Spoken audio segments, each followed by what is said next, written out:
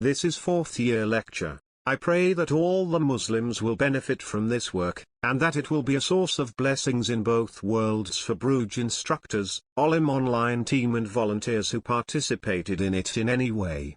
Amin. بسم الله الرحمن الرحيم الحمد لله رب العالمين وصلى الله وسلم وبارك على عبده ورسوله وحبيبه وخليله محمد وعلى آله وصحبه أجمعين أما بعد حروف کے باب میں ہم پہنچے ہوئے ہیں اور کوشش یہی ہوگی انشاءاللہ اس کو مکمل کرنے کی.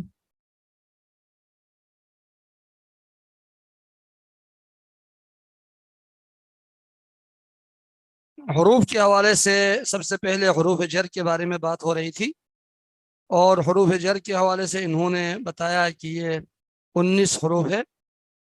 بہرحال اس میں تو تھوڑا سا اختلاف ہے لیکن جس چیز پر اتفاق ہے وہ ہے 17 حروف وہ حروف جارہ میں سے. اور یہ حروف ہر وقت جو ہے وہ جر نہیں ہوتا. کبھی بعض حروف بعض خاص کیفیت کی وجہ سے اور بعض خاص یعنی حالت کی وجہ سے مجرور ہوتے ہیں بعض حروف. اب مثلا وا لے لیجیے واو. لفظ واو جو ہے حرف واو یہ ہر حالت میں حرف جر نہیں ہوتا. یہ کبھی یہ عاطفہ بھی بنتا ہے. یہ حرف جر اس وقت ہوگا جب واو قسم کے لیے ذکر کیا جائے, واو قسمیہ کے طور پر ہو تو وہ واو حرف جر ہوگا. باقی عام جو واو ہے وہ حروف جر میں سے نہیں ہوگا. تو اسی طرح جو ہے مختلف حروف کے حوالے سے مختلف حالات ہیں. اس پر انشاءاللہ آگے اسی ہر حرف کے باب میں گفتگو ہوگی انشاءاللہ. تو پانچواں جو حروف جر ہے پہلے ہم نے پڑھا تھا من اور الہ اور حتی اور فی. اس کے بعد ہے با والبا, اور حرف با جو ہے یہ بھی حروف جر میں سے. اور با کے کئی معنی ہیں, با کے کئی معنی ہیں. اسی لیے امام ابن مالک رحمہ اللہ وہ الفیہ ابن مالک میں کہتے ہیں بالبستعن وعد عوض الصق ببا. طبعا الصق ومثل مع ومن وعن بها انطق. بالبستعن وعد عوض الصق ومثل مع ومن وعن بها انطق. یعنی با استعانت کے لیے بھی آتا ہے, با متعدی کے لیے بھی آتا ہے یعنی لازم کو متعدی بنانے کے لیے جیسے ذهبت به ہے. اور با عوض کے لیے بھی آتا ہے یعنی کسی بعشرۃ دراہم اشتریت هذا القلم بعشرۃ دراہم. اور با الصاق کے لیے بھی آتا ہے بمعنی مع کے معنی میں. اور با بمعنی من اور با بمعنی عن بھی آتا ہے. اس کے بارے میں انشاءاللہ یہاں پر بات ہوگی. بعض چیزیں یہاں پر ذکر کی گئی ہے. صحیح جی. یہ جو مقرر ہے یہ پورا آخر تک ہے یا اس میں ایک کتاب آخر تک ہے؟ یہ اگلی کلاس میں تو نہیں ہے.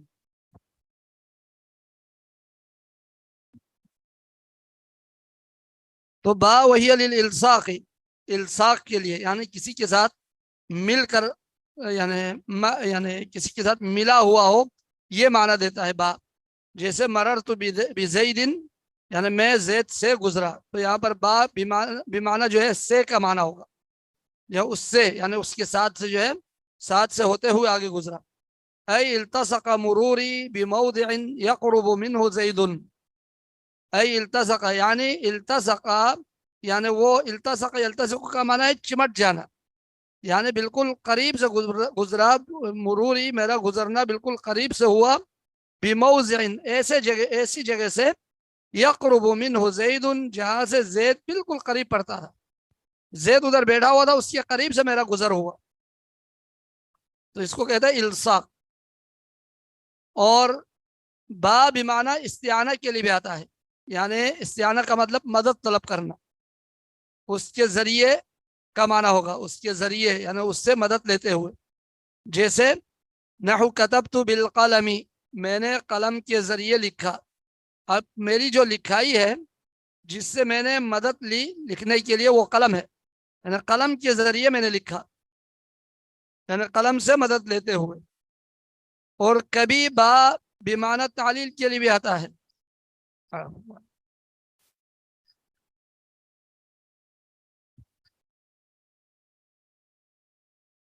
کبھی با بمعنی تعلیل کے لیے بھی آتا ہے، علت کے لیے بھی.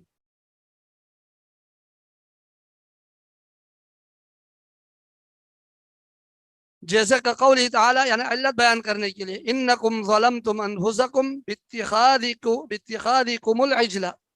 انکم ظلمتم، یقیناً تم نے ظلم کیا اپنی جانوں پر، اپنے نفسوں پر، باتخاذکم، یعنی تمہارے اس سبب کی وجہ سے، اس علت کی وجہ سے جو تم نے بنا لیا، العجل، بچڑے کو جو ہے تم نے الہ بنا لیا، اس وجہ سے تم نے اپنے جانوں پر ظلم کیا. تو یہاں پر با بمعنی علت کے معنی، علت بیان کر رہا ہوتا ہے، اس کا معنی جو ہے علت کے معنی. اور وللمصاحبتی، اور با کا معنی کبھی مصاحبت کے لیے آتا ہے، یعنی ساتھ کے لیے، اس کے ساتھ رہا. جیسے خرج زید بعشیرتہ، یعنی زید اپنے قبیلے کے ساتھ جو ہے وہ نکلا، اپنے خاندان کے ساتھ، اپنے قبیلے کے ساتھ وہ نکلا، اس کے ساتھ. تو اس کا معنی ہوتا ہے کبھی با. اور کبھی با بمعنی مقابلہ، مقابلہ کا مطلب ہے تعویض، عوض کے طور پر، اس کے مقابلے میں نے یہ دیا، اس کے عوض میں نے یہ دیا. اب جیسے بعت ھذا بذاک، میں نے یہ چیز بیچا اس چیز کے بدلے میں، اس چیز کے مقابلے میں، اس چیز کے عوض میں. یا اشتریت ھذا القلم بعشرتی ریالات، یعنی میں نے اس قلم کو لیا 10 ریال میں. تو یہ بھی معنی عوض کا ہوگا. جی قلم بھی میں جی ویسے 10 ریال کا تو یہ تو اتنا مہنگا نہیں ہے. ہاں اگر یہ دینار کہہ دیتے تو یہ مہنگا ہوتا بہت. کیا خیال؟ اچھا یہ بالکل ایسا ہی بن رہا. آج کل یہ قلم جو ہے یہ 100 سے اوپر کے، 100 چل رہا ہے، تقریباً 150 میں چل رہا ہے. یہاں جو ہے بالکل رقم، وہ جو ہماری جو کرنسی ہے وہ تو کاغذ بن چکی ہے. جی چلو ہم یہ بھی کہہ سکتے ہیں اشتریت ھذا القلم بروبیۃ، ایک روپیے کے بدلے میں بھی. جی تو یہ با جو ہے بہرحال عوض کے معنی میں، مقابلہ کے معنی میں، اس کے مقابلے میں.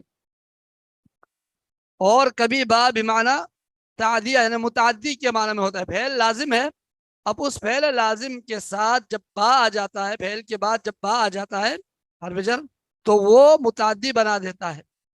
جیسے ذهبت بزید، میں زید کے ساتھ جو ہے، ذهبت بزید میں نے زید کو لے کے گیا. ذهبت بزید، ذهبت میں گیا، اور ذهبت بزید میں نے زید کو لے کے گیا، یہ معنی ہوگا. جیسا کہ اللہ تعالیٰ نے قرآن میں بھی فرمایا ذهب اللہ بنورہم، اللہ تعالیٰ نے ان کی روشنی کو لے کے گیا، یعنی ختم کر دیا. یہ معنی. وللظرفیتی، اور کبھی با بمعنی ظرف کے معنی میں ہوتا ہے، ظرف زمان یا ظرف مکان. پھر یہاں پر اس سے مراد ظرف مکان ہے. جیسے جلست بالمسجد، یعنی جلست بالمسجد یعنی جلست داخل المسجد، میں مسجد کے اندر بیٹھا. تو یہ با بمعنی ظرفیہ کے معنی میں بھی ہوتا ہے. جی ہاں تو یہ ہو گئے با کے کئی معنی. اور جو بھی معنی بن جائے، جو بھی معنی بن جائے، جب با کسی بھی اسم سے پہلے با آتی ہے تو وہ با اس اسم کو مجرور کر دیتی ہے. بات سمجھائی؟ کوئی بھی ہو، جس قسم کا بھی ہو، خواہ وہ با زائدہ ہو یا با کے معنی ہو، تو وہ اپنے ما بعد والے اسم کو مجرور کر دیتی ہے. جی وزائدہ، اور کبھی با جو ہے بمعنی زائدہ کے لیے، زائد کے معنی میں، یعنی اس کو اگر آپ یعنی ختم بھی کر دیں تب بھی معنی درست رہے گا. جیسے قیاسا فی خبر النفی، یعنی یہ نفی کی جو خبر ہے اس پر قیاس کرتے ہوئے، جس طرح لیس ہے، اسی طرح جو ہے یہاں پر اس پر قیاس کرتے ہوئے، یہاں جب با آ جاتی ہے نفی کے ساتھ، جب با کی خبر کے ساتھ، نفی کی خبر کے ساتھ جو با آتی ہے تو وہ با زائدہ ہوتی ہے. آپ اس کو حذف بھی کریں تب بھی معنی میں کوئی فرق نہیں آئے گا.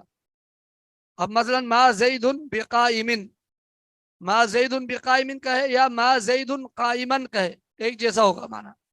اسی طرح جو ہے لیسا لیس الطالب بغائب یا لیس الطالب غائبا دونوں کہہ سکتے ہیں.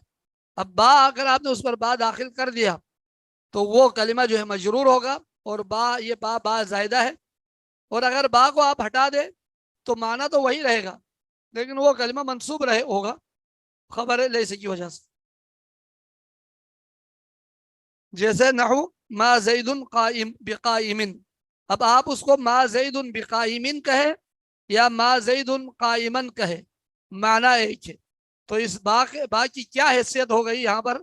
با زائدہ ہو گئی، زائد اس کا ایک زائد میں ہوا. اگر آپ اس کو ختم بھی کر دیں تو معنی میں کوئی تبدیلی نہیں آتی، کوئی فرق نہیں پڑتا. البتہ اس کے بعد جو اسم ہے وہ مجرور نہیں ہوگا، اس کو ہم ڈائریکٹ منصوب کہیں گے. جی وفی الاستفہام یا استفہام میں جیسے نحو حل زید بقائم، آپ اس کو حل زید قائم بھی کہہ سکتے ہیں، حل زید بقائم بھی کہہ سکتے ہیں. با کے لگانے یا نہ لگانے میں کوئی فرق نہیں پڑتا جی معنی کے اعتبار سے. تو اس با کو کہتے ہیں با زائدہ. وسماعا فی المرفوع، کبھی جو ہے وہ یعنی مرفوع میں سماعی طور پر وہ با آ جاتی ہے. جیسے بحسبک زید یعنی ای حسبک زید، بحسبک زید آپ کے لیے زید کافی ہے، آپ کے لیے کافی ہے زید. اب یہاں پر با کو آپ لگائے یا با کو آپ ہٹائے معنی ایک جیسا ہوگا، یعنی آپ کے لیے کافی ہے زید. تو حسب جو یہ مبتدا ہے اور زید یہ خبر ہوگا. جیسے وقول تعالی وکفا باللہ شہیدا، کفا باللہ شہیدا. لیکن اہل علم نے قرآن اور حدیث میں جو اس طرح کے حروف آتے ہیں ان کو من باب الادب ادب کے طور پر ان کو زائد نہیں کہا ہے. بعض اہل علم وہ کہتے ہیں یہاں پر زائد نہیں کہنا چاہیے. زائد کا مطلب یہ ہے کہ اس کا ہونا نہ ہونا برابر ہے. لیکن جب ایک با قرآن میں با آتی ہے کسی لفظ کے ساتھ تو ہمیں پڑھنے والے کے لیے ایک ایک لفظ پر ایک ایک حرف پر کم از کم 10 نیکی ملتی ہے، 10 اجر و ثواب ملتا ہے. یہ تو زائد تو نہیں ہوا ہمارے لیے. جی ہاں، اور اس میں اس کے علاوہ بھی اور بہت ساری حکمتیں ہوتی ہیں. تو لہذا قرآن اور حدیث میں جو با آتی ہے ان کو زائدہ نہیں کہنا چاہیے. جی با زائدہ پھر جی بہت اچھا سوال ہے. تو پھر با زائدہ استعمال کیوں ہوتا ہے پھر جب معنی تبدیل نہیں ہوتا؟ تو جی سوال اچھا سوال ہے. وہ اصل میں استعمال اس لیے ہوتا ہے جملے کی خوبصورتی کے لیے، بس یہ جملے کی خوبصورتی کے لیے، اس کے علاوہ اور کوئی نہیں ہے یہ کہا جاتا ہے. بات سمجھ میں آئی؟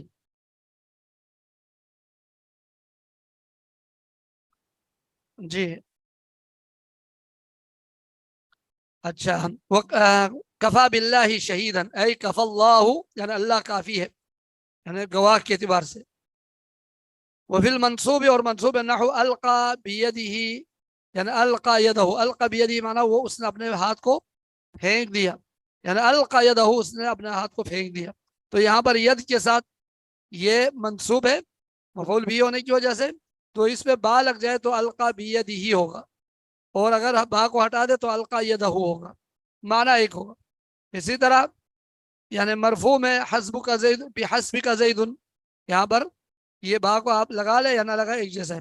باقی قرآن کی آیت کے حوالے سے میں نے آپ کو بتایا کہ اس میں زائد کہنے سے تھوڑا سا یعنی اس سے احتیاط کرنی چاہیے. اللہ عالم.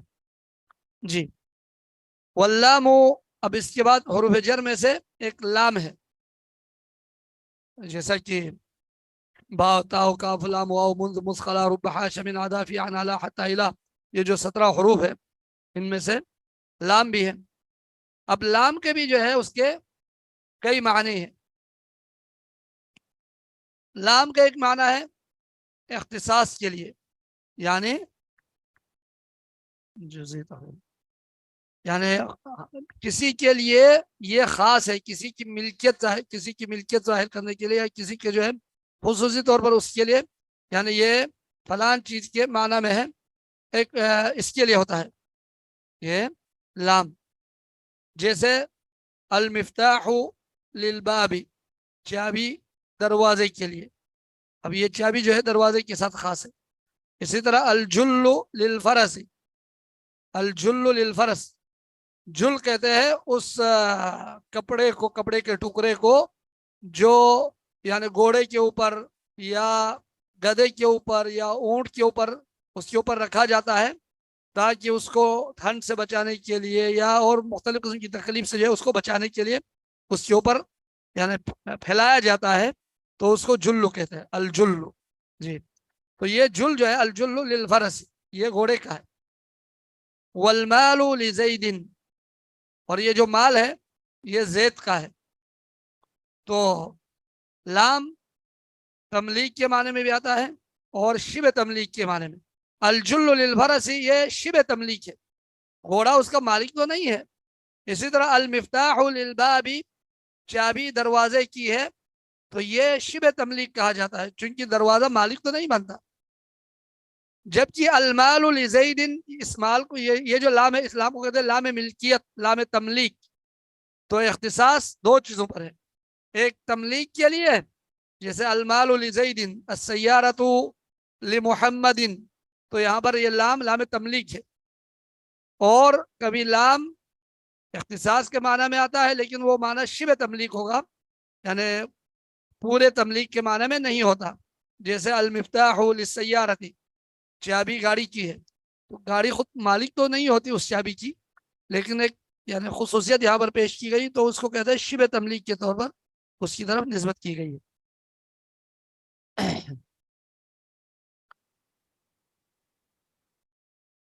جی اس کے بعد ہے لام. کبھی اب دیکھیے المال لزید، لام کبھی تعلیل کے لیے آتا ہے، علت بیان کرنے کے لیے. لام کبھی تعلیل کے لیے، شیخ مرضی سے بھی لگا سکتے.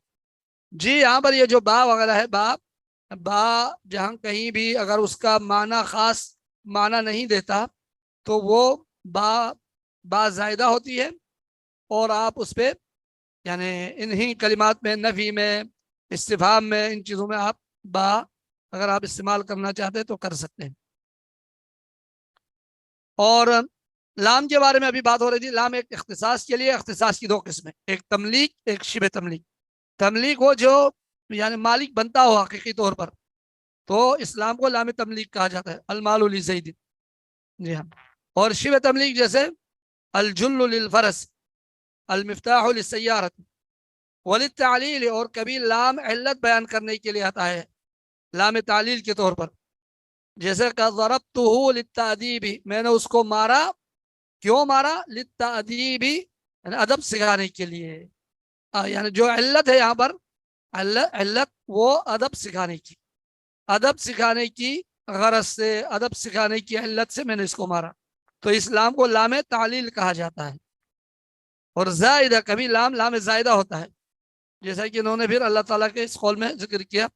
بہرحال یہ جو نحات ہے، بہت سارے نحات اس چیز کو ذکر کرتے ہیں اس طرح، لیکن اگر اس طریقے سے نہ کیا جائے تو زیادہ بہتر ہے. جیسے ردف لکم، یعنی ردف لکم کا معنی ہے ردف کم، ردف کم کا معنی ہے ردف لکم کا ردف کم.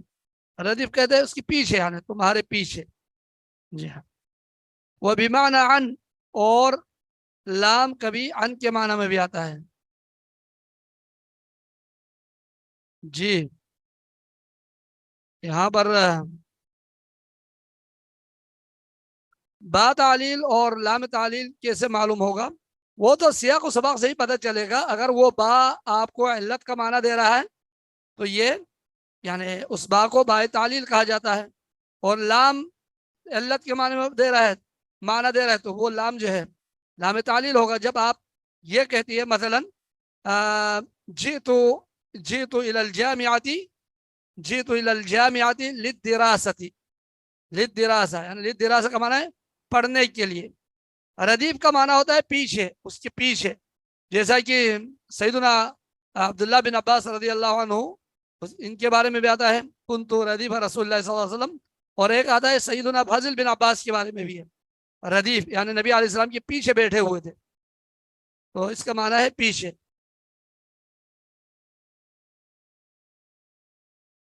جی جی جی یعنی ہاں، تو لام کو استعمال کرتے وقت جو ہے اس میں عموماً یہ ہوتا ہے کہ جب بھی کوئی لام عموماً استعمال ہوتا ہے تعلیل کے لیے، عموماً لام استعمال ہوتا ہے، اور با استعمال اس وقت ہوتا ہے جب کسی کو جزا دینی ہو، ہاں جب کسی کو جزا دینی ہو یا سزا دینی ہو، اس وقت جو ہے وہاں پر با آ جائے تو وہ با جو ہے بائے یعنی بائے تعلیل ہے، بائے علت ہے. جی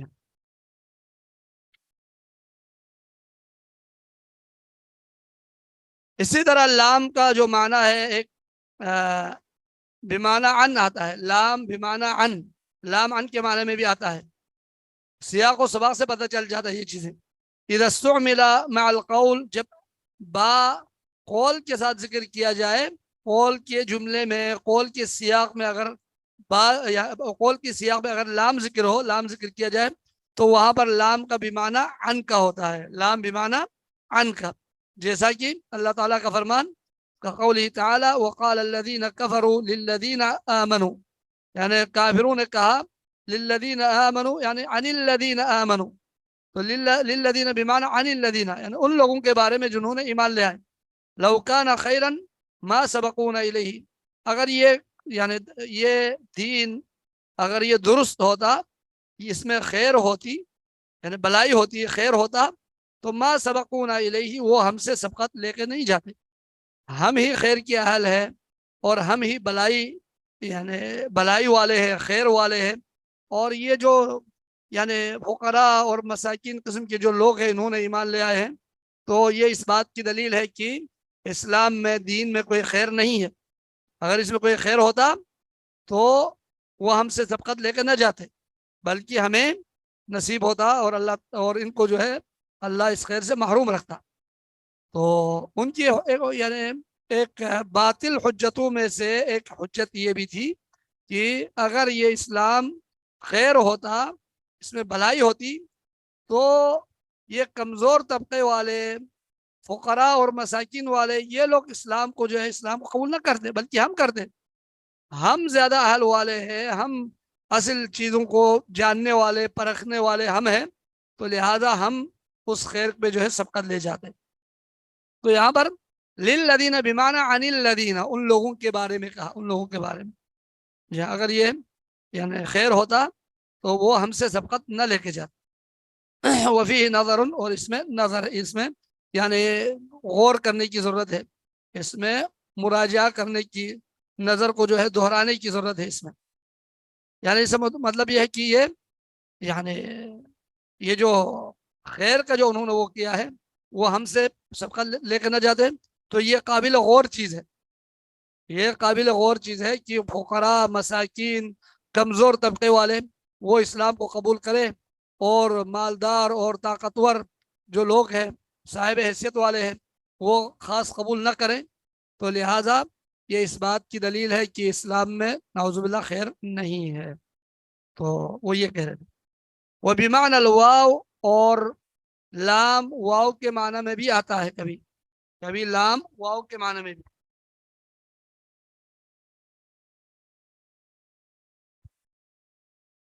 فی القسمی، قسم میں، للتعجبی، تعجب کے طور پر، قسم میں بھی جو ہے یہ تعجب کے طور پر یہ استعمال ہوتا ہے.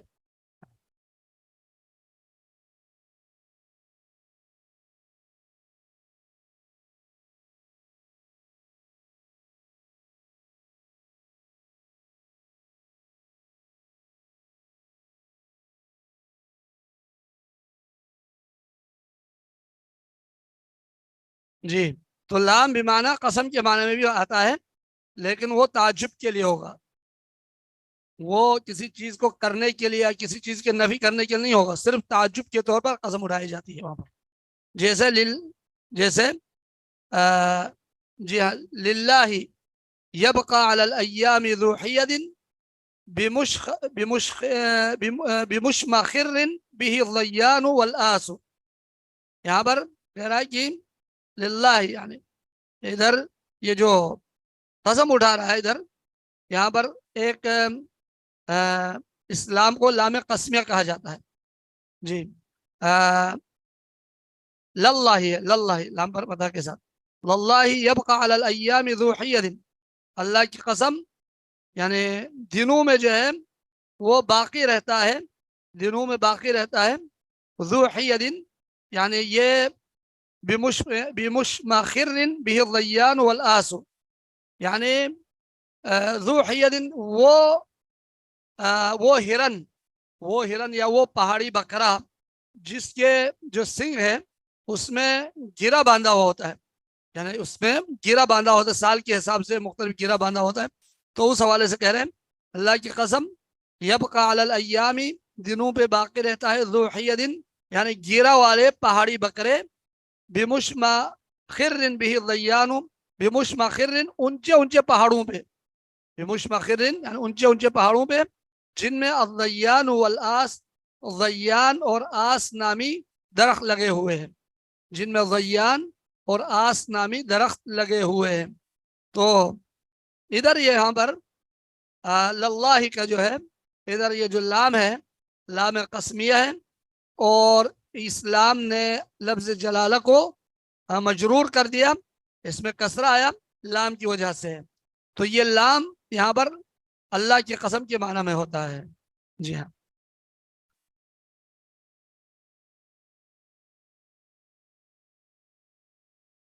اور اسی طرح جو ہے بعض اہل یعنی اہل علم نے یہاں پر اس حدیث کو بھی اس طرح پڑھی ہے، للہ اشد فرحا، یعنی اللہ کی قسم، اللہ کی قسم اللہ اس شخص سے زیادہ خوش ہوتا ہے، وہ جو حدیث میں صحیح مسلم میں توبہ کرنے والے کے بارے میں فرمایا کہ اس میں للہ ہی کہتے ہیں، لیکن بعض نے اس میں کہتے، بعض عالم کہتے ہیں یہاں پر لام لام قسمیہ نہیں ہے بلکہ یہ لام لام تاکید ہے، للہ یعنی ضرور اللہ کے ساتھ، للہ اشد فرحا، تو یہ لام جب تاکید کے معنی میں ہوتا ہے تو وہ مجرور، تو وہ جار نہیں ہوتا، اور جب یہ قسم کے معنی میں ہو تو وہ جار ہوتا ہے، حرف جر ہوتا ہے۔ جی تو ختم نہیں ہو سکتا میرا، اگلی اس میں پیریڈ بھی ہے، نہیں تو اس کو ختم کر لیتے آج حرف جر کو۔ تو خلاصہ کلام یہ ہے لام کے بھی کئی معنی ہے، لام اختصاص کے لیے آتا ہے، اور اختصاص کے آگے دو معنی، اختصاص تملیک کے لیے، ملکیت کے لیے یا شبہ ملکیت کے لیے، اور الجل للفرس یہ شبہ ملکیت کے لیے، المال لزید یہ تملیک کے لیے، اور کبھی لام علت بیان کرنے کے لیے آتا ہے، کبھی لام زائدہ ہوتا ہے، کبھی لام کا معنی ان ہوتا ہے، اور کبھی لام کا معنی جو ہے وہ واو قسمیہ کا ہوتا ہے، للہ یعنی واللہ کے معنی، واللہ عالم، وصلی اللہ وسلم علی نبینا محمد وعلی آلہ وسلم۔ شبہ ملکیت سے مراد یہ ہے، شبہ ملکیت سے مراد یہ ہے کہ وہ خود مالک تو نہیں ہے، اب جب ہم کہتے ہیں المفتاح للسیارتی، چابی گاڑی کی ہے، تو گاڑی چابی کے جو ہے وہ مالک تو نہیں بنتی، لیکن اس کو شبہ ملکیت کہا جاتا ہے، جبکہ جب ہم کہتے ہیں السیارۃ لزید، تو گاڑی جو ہے وہ زید کی ہے، تو یہاں پر یہ ملکیت کے معنی میں ہوتا ہے، وہ خود مالک ہے، مطلب یہ غیر عاقل کے لیے جب یہ لام استعمال ہوتا ہے غیر عاقل کے لیے، تو وہاں پر وہ شبہ ملکیت کا معنی ہوگا، وہاں پر شبہ ملکیت کے معنی۔ جی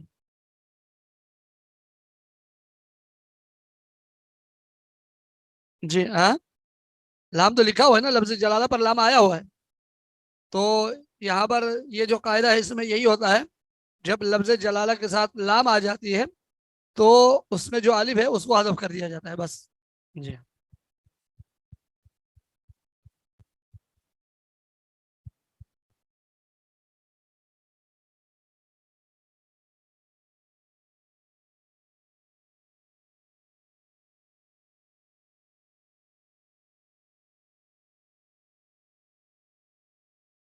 جی اس میں نظر، جی لام اس میں نظر سے مراد یہ ہے، یہ قابل یعنی غور کرنے کی ضرورت ہے، اس میں تھوڑا سا یعنی یہ جو لام بمعنی ان ہے، ان کے معنی میں، تو اس میں اس بات میں تھوڑی سی نظر ہے، نظر سے مراد یہ قابل غور ہے، اور یہ بات یہ موقف خاص درست نہیں ہے، یہ معنی ہے، اس میں نظر ہے سے مراد یعنی یہ یعنی قابل غور ہے، اور یہ جو انہوں نے لام لام کا معنی جو ہے بمعنی ان جو کہا ہے اور اس آیت کو ذکر کیا ہے، تو اس میں تھوڑا سا نظر ہے، یعنی یہ علامت استفہام ہے، اس میں یہ قاعدہ متفقہ قاعدہ نہیں ہے اس معنی میں۔ السلام علیکم۔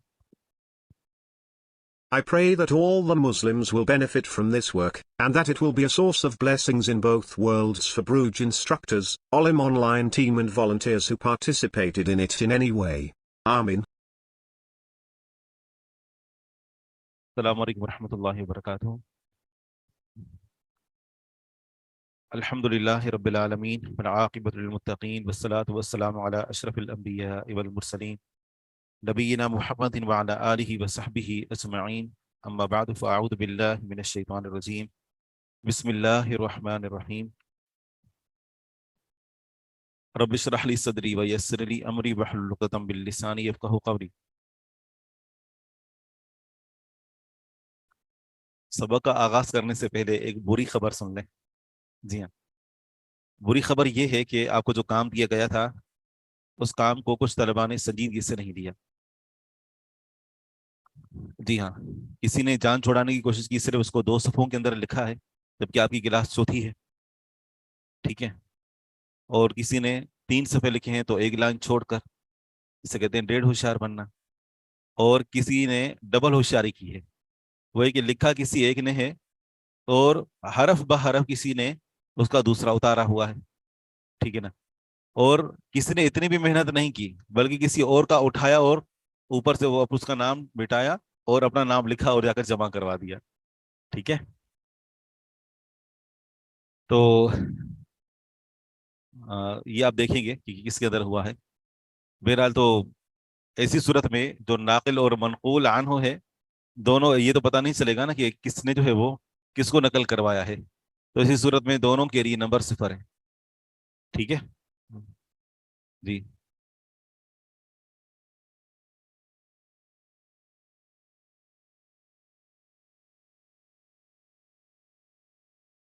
نہیں، یہاں مسئلہ جی آپ کا بالکل سوال درست ہے۔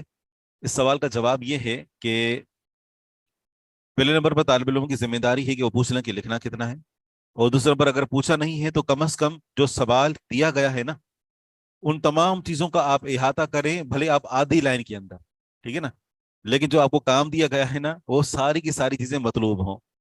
ہاں، یہ میرے جس کہنے کا مقصد ہے، یہ نہیں کہ آپ بہت زیادہ چھاپیں، یہ مقصد نہیں ہے، مقصد یہ کہ کم از کم جو باتیں مطلوب ہیں نا، جو آپ کو عنوان دیا گیا ہے وہ ساری باتیں کم از کم جو آپ لکھ رہے ہیں اس کے اندر وہ اس کا احاطہ کرتی ہوں۔ اگر یعنی دیے ہوئے کام کے اندر 2 باتیں مطلوب ہیں تو دونوں باتیں مذکور ہونا ضروری ہے۔ اس حد تک تو ہم بجا ہے نا، ٹھیک ہے، اور بس آگے اور کیا کہیں، ٹھیک ہے جی ہاں۔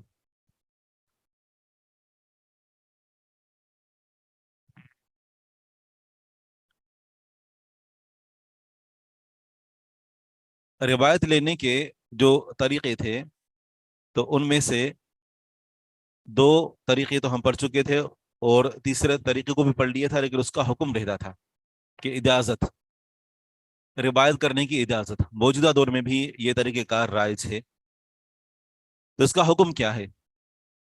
اجازت کی 5 صورتیں ذکر کی گئی تھیں، تو ان کا حکم ذکر کرتے ہیں۔ امن نوع الاول حکمہا، امن نوع الاول، صفحہ نمبر ہے میرے پاس 135، مل گیا سب کو؟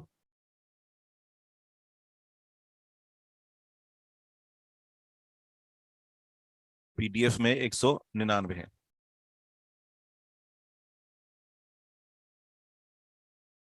جو پہلی صورت ہے، پہلی صورت یہ ہے کہ شیخ معین ہو، معین طالب علم کو معین کتاب کی اجازت دے، اسے کہے کہ آپ میری فلاں کتاب، مثال کے طور پر طالب علم کو خاص کرے کہ آپ، اور کتاب کو بھی خاص کرے کہ میری فلاں کتاب، آپ میری فلاں کتاب یا فلاں شخص میری فلاں کتاب روایت کر سکتا ہے۔ تو جہاں تک پہلی نوع کا تعلق ہے، فَالصَّحِيحُ الَّذِي عَلَيْهِ الْجُمْهُورُ، تو صحیح بات کہ جس پہ اوپر جمہور اہل علم کا اتفاق ہے، وَاسْتَقَرَّ عَلَيْهِ الْعَمَلُ، اور اس کے اوپر عمل بھی برقرار ہے، اور محدثین نے اس کے ذریعے سے روایات کو لیا بھی اور اجازت کے ذریعے سے روایات کو قبول بھی کیا، وہ یہ ہے کہ جواز الروایتی والعمل بها، ایسی صورت میں روایت کرنا جائز ہے اور عمل کرنا بھی جائز ہے۔ یعنی عمل کرنے کا کیا مقصد ہے؟ روایت پر عمل نہیں، مطلب یہ ہے کہ یہ طریقے، اس طریقے کے اوپر عمل پیرا ہونا بھی درست ہے، اس طریقے سے روایت لینا بھی درست ہے، روایت لینا جائز ہے اور اس پر عمل کرنا بھی درست ہے۔ وَأَبْطَلَهَا جَمَاعَاتٌ مِّنَ الْعُلَمَاء، علماء کی بہت ساری جماعتوں نے حدیث روایت کرنے کے اس طریقے کو کہ اجازت کے ذریعے سے روایت کرنا، اس کو انہوں نے باطل قرار دیا کہ یہ کیا طریقہ ہے کہ آپ کسی سے جا کر اجازت لیں، پوری پوری کتاب اٹھا کر آگے دوسروں تک پہنچائیں۔ وَهُوَ إِحْدَى الرِّوَایَتَيْنِ عَنِ الشَّافِعِيِّ، امام شافعی رحمہ اللہ سے جو دو روایتیں ہیں ان میں سے ایک روایت یہ بھی ہے، یعنی وہ کہتے ہیں کہ جائز ہے، اور ان کا دوسرا قول ہے کہ اجازت کے ذریعے سے روایت کرنا درست نہیں ہے۔ تو بہرحال ہمیں یہ تو معلوم ہے کہ روایت کرنے کا جو تیسرا طریقہ ہے اس کو اجازہ کہا جاتا ہے، اور اجازہ کی 5 صورتیں ہیں، ان میں سے جو پہلی صورت ہے وہ یہ ہے کہ معین، ایک شیخ معین طالب علم کو معین کتاب روایت کرنے کی اجازت دے۔ جامعہ اسلامیہ کے اندر رہتے ہوئے اور اسی طرح یہاں پاکستان میں بھی ہم نے کئی ایک علماء سے الحمدللہ یعنی سندیں لیں، اور ان کے سند دینے کا طریقہ کار اجازہ کے ذریعے سے ہوتا ہے۔ وہ یہ کہ ایک طالب علم استاد کے پاس جا کر اور جس کتاب کی وہ اجازت لینا چاہتا ہے، اس کی سند لینا چاہتا ہے، تو کچھ حدیثیں پڑھتا ہے، اور کچھ حدیثیں پڑھنے کے بعد جو استاد ہوتا ہے جس کے پاس سند ہوتی ہے تو وہ اجازت جاری کر دیتا ہے تمام روایات کے لیے۔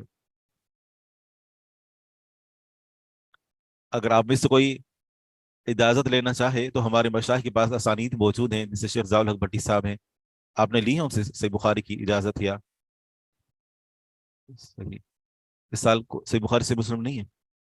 صحیح مسلم، صحیح۔ میرے پاس اجازت تو موجود تو ہیں، لیکن میں نے کبھی کسی کو دی نہیں ہے، کیونکہ ابھی میں اس لائق نہیں بنا، اور دوسرے پہ میں نے چھپوائی بھی نہیں ہے۔ جیسے جامعہ اسلامیہ میں داخلے کے لیے نا تزکیہ شرط ہوتا ہے، تو تزکیہ عموماً ان کا چلتا ہے جو وہاں سے پڑھ کر آئے ہوں، وہ لوگ رابطہ کرتے ہیں، تو ہم کہتے ہیں کہ بھائی بڑے علماء کرام موجود ہیں، آپ ان سے رجوع کر سکتے ہیں۔ جی کیا کہہ رہے ہیں؟ جی ہاں،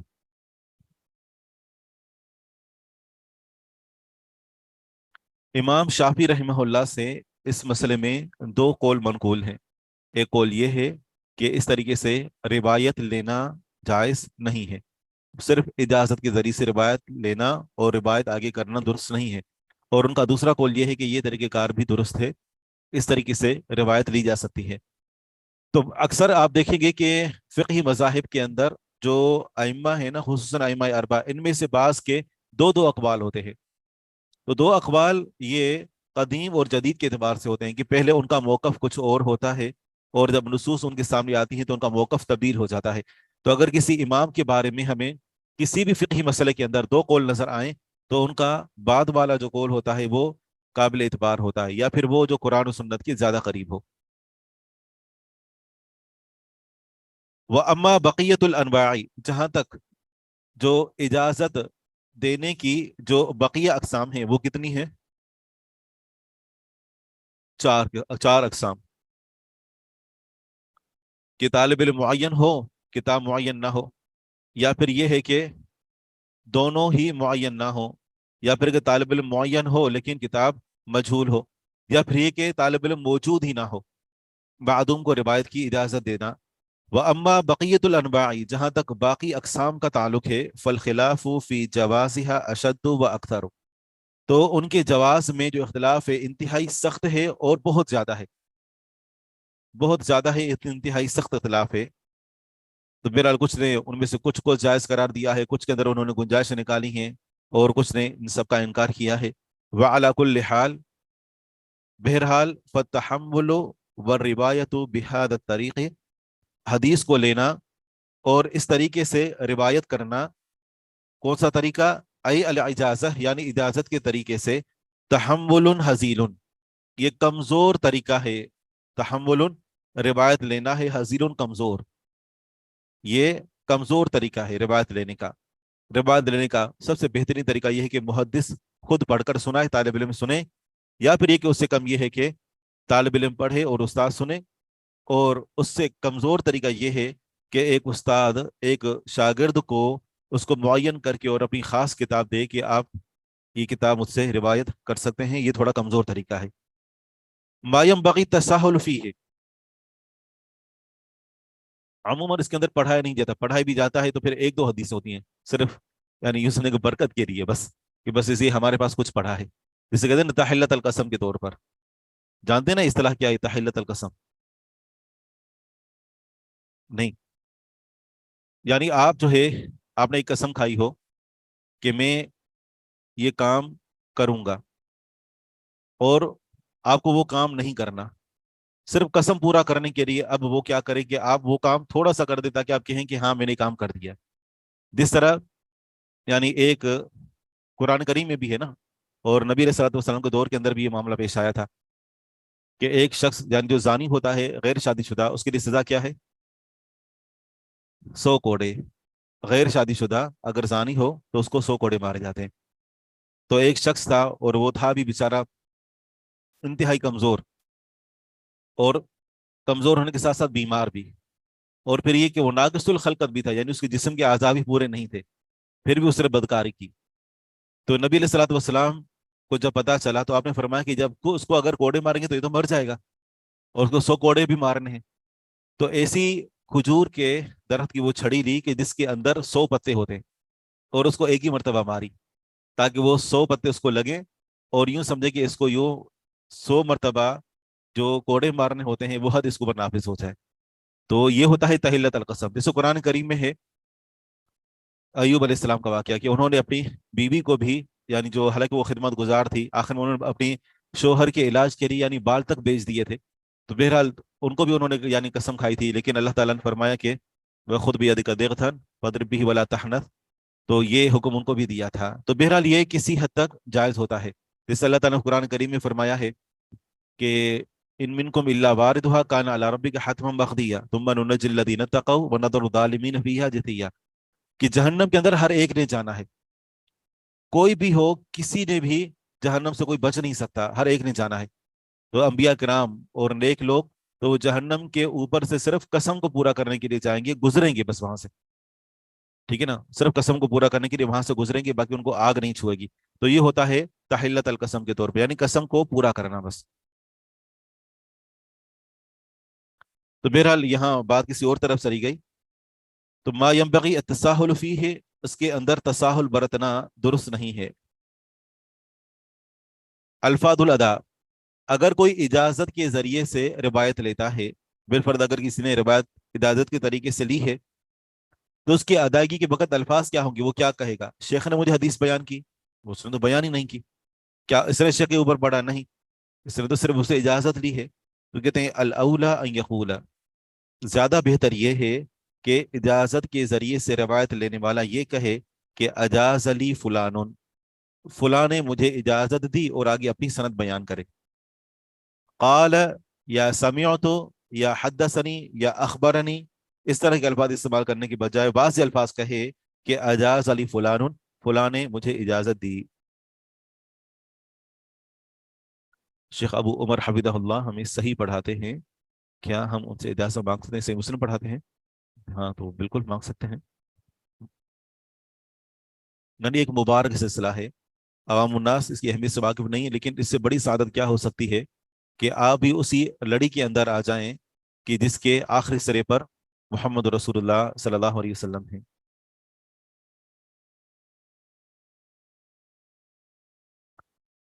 व यजूज़ु,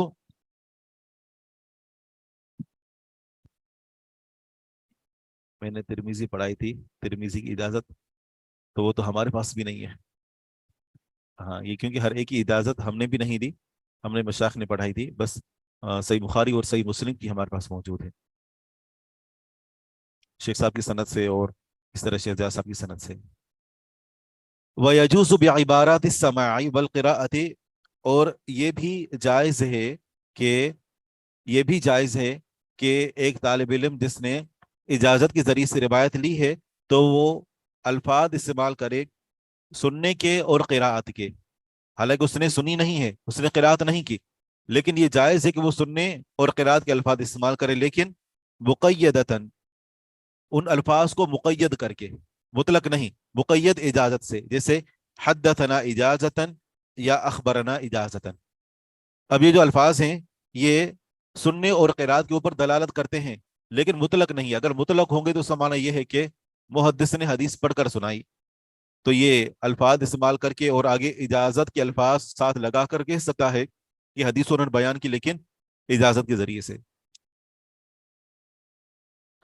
इस्तिलाहुल मुतअखिरीन अंबअना वख्तरहु साहिबुल किताबिल विजासा। मुतअखिरीन, बाद में आने वाले मुहद्दिसीन की इस्तिलाह ये है कि जिस तरह पीछे हमने पढ़ा था कि इस्तिलाहें जड़ पकड़ने से पहले, इस्तिलाहें मुकर्रर होने से पहले मुतलकन अल्फाज इस्तेमाल किए जाते थे, लेकिन इस्तिलाहें बनाने के बाद हद्दसना और समियत तब कहते हैं जब शेख ने हदीस बयान की हो, और अखबरना तब कहते हैं कि जब तालिब इल्म उस्ताद के ऊपर हदीस पढ़े, और अगर इजाजत के जरिए से रिवायत कर रहा है तो अम्बा अना कह सकता है। अम्बा अना, उन्होंने हमें खबर दी। अम्बा ये नबा से है, उन्होंने हमें इत्तला दी, खबर दी। तो ये हद्दसना और फिर उसके बाद अखबरना और उसके बाद होगा ये अम्बा अना।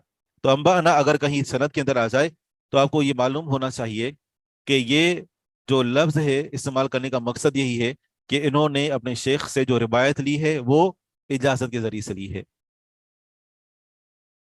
और इसी ही इस्तिलाह को इख्तियार किया है किताब अल विजाज़ह के मुसन्निफ ने, और नीचे नाम लिखा हुआ है अबुल अब्बास वलीद बिन बकर अल मामरी, वस्म किताब हिल कामिल अल विजाज़ह फी तजवीज़िल इजाज़ह, फी तजवीज़िल इजाज़ह, ये किताब का नाम है। रिवायत करने का जो चौथा तरीका है उसको मुनावला कहते हैं। मुनावला, ये नावला युनाविलु से लफ्ज दिया गया है, और मुनावला होता है किसी को कोई चीज पकड़ा देना, किसी को कोई चीज थमा देना। जैसे आपने दुरुस्त लुगा के अंदर नाविल नहीं, मुझे पकड़ाओ, तो इसी से लफ्ज है मुनावला। तो मुनावला लफ्ज का माना क्या होगा? किसी को कोई चीज दे देना। अनवाउहा अल मुनावलतु नौआन, हदीस रिवायत करना मुनावला के जरिए से इसकी दो किस्में हैं, हदीस और हद्दसना और अखबरना का क्या था?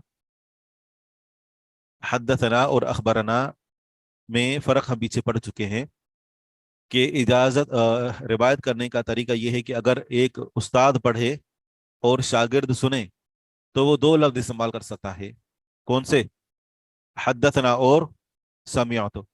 और अगर शागिर्द उस्ताद के ऊपर पढ़े तो फिर ये कहेगा अखबरना, और अगर उस्ताद ने शागिर्द को रिवायत करने की इजाज़त दी तो क्या कहेगा? अम्बअना। मुनावला के जरिए से रिवायत करना इसकी दो किस्में हैं। पहली किस्म यह है कि मकरूनतुन बिल इजाज़ह, कि उस्ताद अपने शागिर्द को किताब दे, लेकिन मकरूनतुन बिल इजाज़ह, वो किताब मिली हुई हो, मकरूनतुन साथ साथ मिली हुई हो बिल इजाज़ह, इजाज़त के साथ किताब भी दे और इजाज़त भी दे। वही आला अनवाइल इजाज़ती मुतलकन, पीछे जो हमने सिर्फ इजाज़त पढ़ी थी ना, इजाज़त, उसमें ये कि बस औक़ात ये होता है कि उस्ताद किताब नहीं देता बल्कि वो सिर्फ रिवायत करने की इजाज़त दे देता है। लेकिन ये है कि इजाज़त करने की जितनी भी अक़साम है, सबसे बेहतरीन और आला तरीन किस्म ये है कि उस्ताद साथ साथ अपनी किताब भी दे। मौजूदा दौर में तो किताबें मार्केट में दस्तयाब हैं, छपी हुई हैं, लेकिन उस दौर में किताबें हाथों से लिखी जाती थी, तो ये इजाज़त भी दे और साथ साथ अपनी किताब भी दे। तो ये आला तरीन जो है इजाज़त की अक़साम में से अलल इतलाक सबसे बुलंद तरीन किस्म है। वमिन सुवरिहा, और इसकी सूरतों में से यह है अन यदफ़अ अश-शैख़ु इला तालिबि किताबहु, कि दे शेख अपने तालिब को अपनी किताब, शेख अपनी किताब अपने तालिब को दे, व यक़ूलु लहु, और उसे ये कहे कि हादिही रिवायती अन फुलानिन, मेरी ये रिवायत फलां से है, यानी ये किताब मैंने फलां फलां से रिवायत की है, या ये मेरी पूरी किताब फलां मुहद्दिस से रिवायत करता है। फर भी अन्नी, बस तुम इससे रिवायत करो मुझसे। अपने तालिब इल्म को कहे कि ये मेरी मरवियात हैं, ये मेरी मरवियात تم مجھ سے روایت کرو. ثم یبقیہ معہ تملیکن او اعارۃ لینسخہ. ثم یبقیہ معہ، پھر اس کو باقی رکھے اس کے ساتھ، اس کو باقی رہنے دے، اپنی کتاب کو باقی رہنے دے. ثم یبقیہ، پھر اس کو باقی رہنے دے. کس کو؟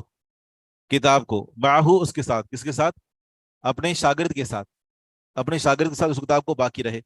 یہ نہیں کہ کتاب دی کہ یہ لو کتاب مجھ سے روایت کرو، اور اس نے کہا کہ ٹھیک ہے، کہا کہ کہاں جا رہے ہو، کتاب تو واپس کرو. ایسے نہیں، کتاب اس کے پاس وہ برقرار رہنے دے.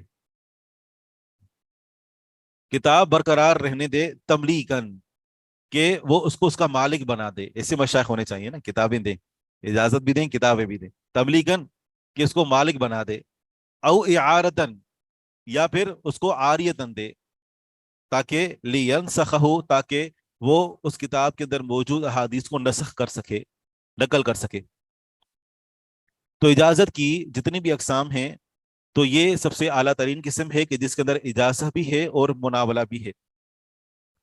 اجازت، مناولہ کی دوسری قسم یہ ہے کہ مجردۃ عن الاجازہ، مناولہ ہو لیکن وہ اجازت سے خالی ہو. مجردۃ، خالی ہو، عن الاجازت، اجازت سے، صرف کتاب دے دے. وصورتها، اور اس کی صورت یہ ہے، ان يدفع الشیخ الى الطالب کتابا، یہ کہ دے شیخ طالب علم کو اپنی کتاب، مقتصرا علی قولہ، اس قول پر اکتفا کرتے ہوئے، اس بات پر اکتفا کرتے ہوئے، یعنی صرف اتنا کہے کہ ہذا سماعی، کہ یہ میری مسموعات ہیں، میں نے یہ حدیث سنی ہے. اس کو یہ نہیں کہتا کہ یہ آگے تو مجھ سے روایت کر بھی سکتے ہو، صرف کتاب دے دی اور کہا کہ یہ میری روایات ہیں. اب شاگرد نے کتاب تو لے لی استاد سے، کیا وہ آگے روایتیں کر سکتا ہے؟ صرف استاد نے اس کو کتاب دے دی اور اس نے اس کو اجازت نہیں دی، تو کیا وہ آگے روایت کر سکتا ہے صرف مناولہ کے ذریعے سے؟ حکم الروایت بہا، اب صرف مناولہ جو اجازت کے بغیر ہو، اس کے ذریعے سے روایت کرنے کا حکم کیا ہے؟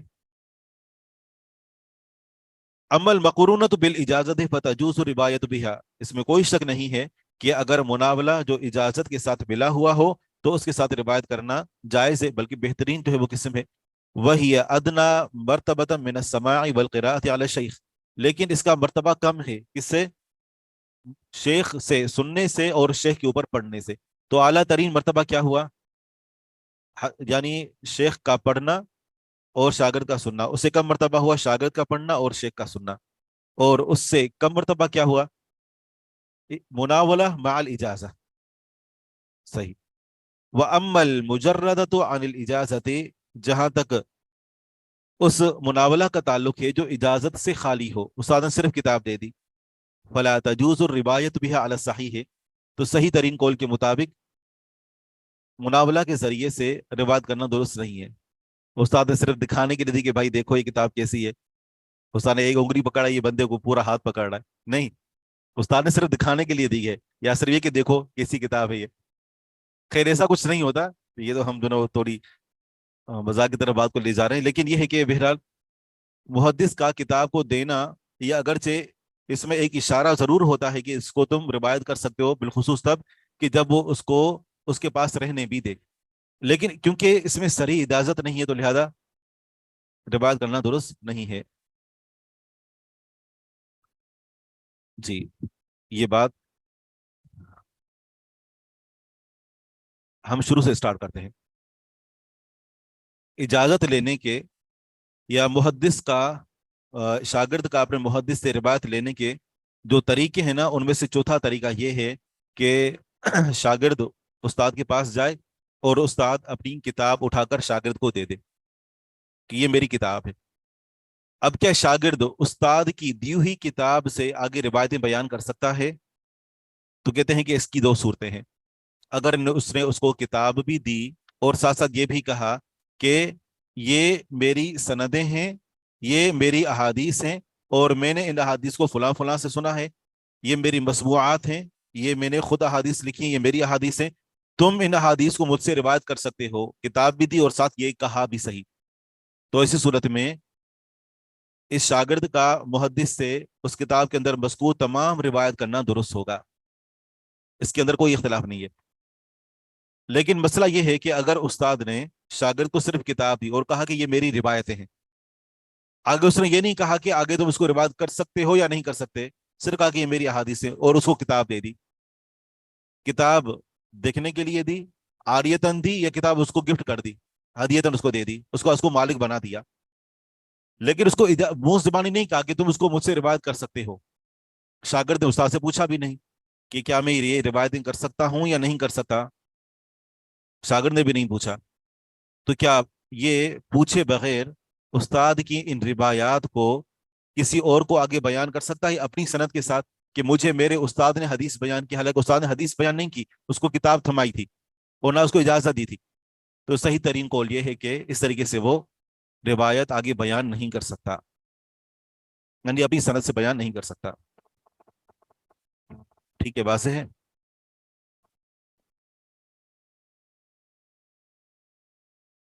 مناولہ والی بات جی.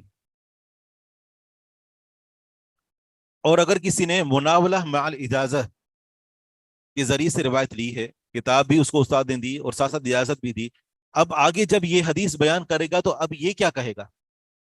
الفاظ الاداء، ادائیگی کے الفاظ کیا ہوں گے؟ الاحسن ان یقول، سب سے بہترین طریقہ تو یہ ہے کہ وہ واضح کر دے اور یہ کہے کہ ناولنی، مجھے میرے استاد نے حدیث دی، ناولنی مجھے حدیث پکڑائی دی، یا یہ کہے کہ ناولنی و اجازنی، دونوں لفظ واضح کہہ دے کہ انہوں نے مجھے کتاب دی اور مجھے اجازت دی. یہ اس صورت میں کہے گا ان کانت المناولۃ مقرونۃ بالاجازہ، اگر مناولہ کے ساتھ ساتھ اجازت ہو، اگر مناولہ ملا ہوا ہو اجازت کے ساتھ، تو پھر اس صورت میں یہ کہے گا کہ ناولنی و اجازنی. اور اگر صرف مناولہ ہے تو روایت نہیں کر سکتا، لیکن اگر وہ روایت کر ہی رہا ہے تو پھر کیا کہے گا؟ ناولنی، فقط اتنا کہے گا. یہاں بھی یہ بات بھی درست ہے کہ یہ ایسے الفاظ کرے جو سننے اور حدیث کو پڑھنے پر دلالت کرتے ہیں، لیکن ساتھ ساتھ ان کو مقید کرے مناولہ اور اجازت کے ساتھ. وَيَجُوزُ بِعِبَارَةِ السَّمَاعِ وَالْقِرَاءَةِ مُقَيَّدَةً، اور یہ بھی جائز ہے کہ وہ حدیث کو بیان کرے بعبارات السماع والقراءة، سننے اور قراءت کی عبارتوں کے ساتھ، مقیدتاً ان کو مقید کرتے ہوئے. یعنی یہ کہے کہ مجھے، جسے آگے آ رہا ہے مثال سے واضح ہوگا، یہ کہے کہ حدثنا مناولتاً، یا یہ کہے کہ اخبرنا مناولتاً باجازتاً، کہ ہمیں ہمارے شیخ نے حدیث بیان کی لیکن حدیث بیان کرنے کا طریقہ مناولہ تھا. یا پھر یہ کہے کہ اخبرنا مناولتاً باجازتاً، اگر مناولہ کے ساتھ ساتھ اجازت بھی ہے تو پھر یہ دونوں لفظ استعمال کرے. واضح ہے جی. تو اب یہ طریقہ کار ہے کہ اگر مناولہ کے ساتھ اجازت ہے تو دونوں لفظ استعمال کرے، نہیں صرف مناولہ ہے تو ناولہ نہیں کہے گا. اور اگر ان دونوں کی جگہ پر جو ہے وہ ایسے لفظ استعمال کرے کہ جو سننے اور قرات پر دلالت کرتے ہیں اور اس کو مناولہ کے ساتھ مقید کر دیتا ہے تو بھی درست ہے.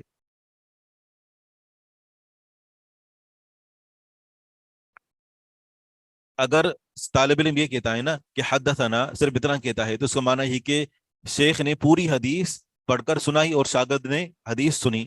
اور اگر یہ کہتے ہیں نا حدثنا مناولتاً، تو اس کا معنی یہ ہوگا کہ شیخ نے اپنی کتاب شاگرد کو دی اور پھر اس نے اس سے حدیث بیان کی کتاب سے دیکھ کر. جی، شیخ نے اپنے شاگرد کو حدیث مناولہ کے ذریعے سے دی، اب شاگرد یہ کہے گا کہ حدثنا مناولتاً، تو معنی یہ کہ یہ شاگرد اپنے شیخ سے حدیث بیان تو کر رہا ہے لیکن شیخ نے اس کو حدیث پڑھ کر نہیں سنائی بلکہ اس کی کتاب سے دیکھ کر بیان کر رہا ہے. مقرونتاً کا معنی ہوتا ہے ملا ہوا ہو، مقرونتاً ملا ہوا ہو.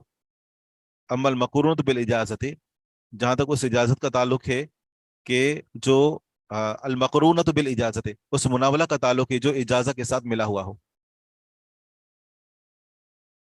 باتیں آسان ہیں مشکل ہیں؟ الکتابت، روایت کرنے کا پانچواں طریقہ کتابت ہے. صورتھا، روایت کرنے کے لیے کتابت کا استعمال، اس کی صورت یہ ہے ان یکتب الشیخ مسموعہ لحاضر او غائب بخطہ او امرہ، یہ کہ شیخ لکھے مسموعہ اپنی سنی ہوئی احادیث کو، شیخ لکھے اپنی سنی ہوئی احادیث لحاضر، کسی ایسے شخص کے لیے کہ جو حاضر ہو، اس مجلس کے اندر موجود ہو، او غائب, یا یہاں وہ موجود نہیں ہے بلکہ غائب ہے, کسی اور شہر کے اندر ہے, بخطی اپنے ہاتھ سے لکھے, او امری ہی یا اپنے حکم سے لکھوائے. شیخ اپنی سنی ہوئی احادیث کو موجودہ شخص کے لیے یا کسی اجنبی, کسی اور شخص جو کہ غائب ہے, موجود نہیں ہے, تو اس کے لیے وہ احادیث سے لکھواتا ہے, خود لکھے یا کسی اور سے لکھوائے. انواعها, اس کی اقسام, تو یہاں پر بھی اس کی اقسام دو ہی ہیں کہ صرف احادیث لکھ کر بھیج رہا ہے, یا پھر یہ ہے کہ اس کے ساتھ ساتھ اجازت بھی دے رہا ہے. جس طرح مناولہ کے اندر تھا, مناولہ میں یہ تھا کہ اس میں لکھی ہوئی احادیث کو خود اس کو اپنے ہاتھوں سے دے رہا ہے, جبکہ یہاں پر یہ ہے کہ احادیث بھی خود لکھ رہا ہے یا کسی سے لکھوا رہا ہے, اور اس کو سامنے دے رہا ہے, یا پھر یہ ہے کہ اس کی طرف بھیج رہا ہے. تو یعنی یہ مناولہ سے ملتی جلتی صورت ہے. تو یہاں پر بھی یہی دو صورتیں ہوں گی کہ یا تو یعنی کتابت کے ساتھ ساتھ اس کے ذریعے اندر اجازت بھی ہوگی یا اجازت نہیں ہوگی. مقرونۃ بالاجازہ, یا تو کتابت ملی ہوئی ہوگی, مقرونۃ کتابت ملی ہوئی ہوگی, بالاجازت اجازت کے ساتھ. جیسے یہ کہے کہ اجزتک ما کتبت لک او الیک ونحو ذلک, استاد شاگرد کو کہے کہ میں نے تجھے اجازت دی, جو میں نے تیرے لیے لکھا ہے, جو میں نے احادیث تمہیں لکھ کر دی ہیں, ان کی میں نے تمہیں اجازت دی ہے کہ آگے تم ان کو آگے بیان کر سکتے ہو. یا یہ کہے کہ اجزتک ما کتبت الیک, کہ میں نے جو تمہاری طرف احادیث لکھ کر بھیجی ہیں تم ان کو مجھ سے روایت کر سکتے ہو. خط کے اندر یہ لکھ کر اس کو بھیجے کہ جو میں نے احادیث آپ کی طرف لکھ کر بھیجی ہیں تم ان کو مجھ سے روایت کر سکتے ہو. اور دوسری صورت یہ ہے کہ مجردۃ عن الاجازت, کہ کتابت خالی ہو, مجردۃ خالی ہو, عن الاجازت اجازت سے. کأن یکتب لہ بعد الاحادیث, جیسے مثال کے طور پر ایک محدث اپنے شاگرد کے لیے بعض احادیث اس کو لکھ کر دے یا لکھ کر بھیجے, وَيُرْسِلُهَا لَهُ, اور ان احادیث کو بھیجے اس کے لیے, وَلَا يُجِيزُهُ بِرِوَایَتِهَا, اور اس کو ان احادیث کی روایت کرنے کی اجازت نہ دے. احادیث لکھ کر دے یا احادیث لکھ کر بھیجے لیکن اجازت کا کوئی تذکرہ نہ ہو. حکم الروایت بہا, کتابت کے ذریعے سے روایت کرنے کا کیا حکم ہے. اما المقرونۃ بالاجازت فالروایت بہا صحیحۃ, یہاں پر بھی معاملہ ہے کہ اگر کتابت کے ساتھ ساتھ اجازت کی روایت ہے تو پھر اس طریقے سے روایت کرنا درست ہے. اما المقرونۃ بالاجازت, جہاں تک اس کتابت کا تعلق ہے کہ جس کے ساتھ اجازت ملی ہوئی ہو, فالروایت بہا صحیحۃ, تو اس طریقے سے روایت کرنا درست ہے. وہی فی الصحۃ والقوۃ کالمناولۃ المقروءۃ, اور یہ صحیح ہونے میں اور مضبوط ہونے میں مناولہ کی طرح ہے, وہ مناولہ کہ المقرونۃ, کہ جس کے ساتھ اجازت ملی ہوئی ہو. پیچھے جس کا مناولہ کا ہم نے ذکر کیا, مناولہ پلس الاجازہ, تو یہ مضبوط ہوتی ہے. اجازت کی تمام اقسام میں سے سب سے بہترین قسم ہے, لیکن یہاں پر اس کے قریب قریب کیوں ہے؟ اس لیے کہ یہاں پر تھوڑا سا احتمال ہے کہ کیونکہ درمیان میں ایک تعطل آ گیا, مثلا اس نے حدیث لکھی اور کسی اور کے ذریعے سے بھیجی, اب درمیان میں پتہ نہیں کیا ہوا, لیکن بہرحال اس کو اجازت ہے اور کتاب بھی اس نے لکھ کر جو ہے وہ بھیجی ہے یا کسی سے لکھوا کر بھیجی ہے, تو بہرحال یہ مرتبے میں جو ہے وہ مناولہ مع الاجازہ کے قریب ہے. وَأَمَّا الْمُجَرَّدَةُ عَنِ الْإِجَازَةِ, جہاں تک اس کتابت کا تعلق ہے کہ جو اجازت سے خالی ہو, فَمَنَعَ الرِّوَایَةَ بِهَا قَوْمٌ, تو ایک قوم نے اس طریقے سے روایت کرنے سے منع کیا ہے کہ اس نے شاید کوئی ایسے ہی کچھ احادیث معلومات کی لکھ کر بھیجی ہوں اور آگے ان سے روایت کرنے لگ گیا.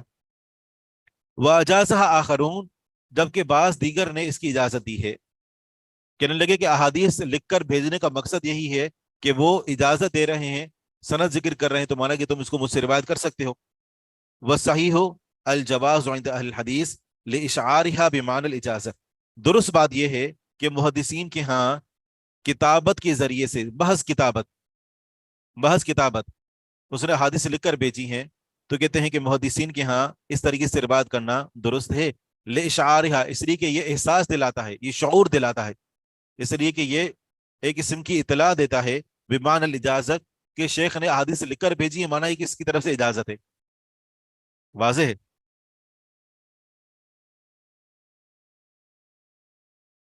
ٹھیک ہے, تو اسی پر اکتفا کرتے ہیں, باقی انشاءاللہ اگلے حصے میں. سبحانک اللہم و بحمدک, اشہد ان لا الہ الا انت, استغفرک. I pray that all the Muslims will benefit from this work, and that it will be a source of blessings in both worlds for Bruges instructors, Olim online team and volunteers who participated in it in any way. Amin. السلام عليكم ورحمة الله وبركاته. الحمد لله رب العالمين والعاقبة للمتقين ولا عدوان إلا على الظالمين وأصلي وأسلم على نبينا محمد صلى الله عليه وسلم وعلى آله ومن اهتدى بهديه إلى يوم الدين أما بعد. تو آج ہم صرف پڑھنے والے انشاءاللہ کچھ حصہ صرف کا. آپ تنگ تو نہیں آگے شک صرف سے؟ اچھا میں نے آپ کو دیکھا، میں نے کہا اللہ خیر کرے، صرف کا نام سنتے ہی آپ سکڑ گئے.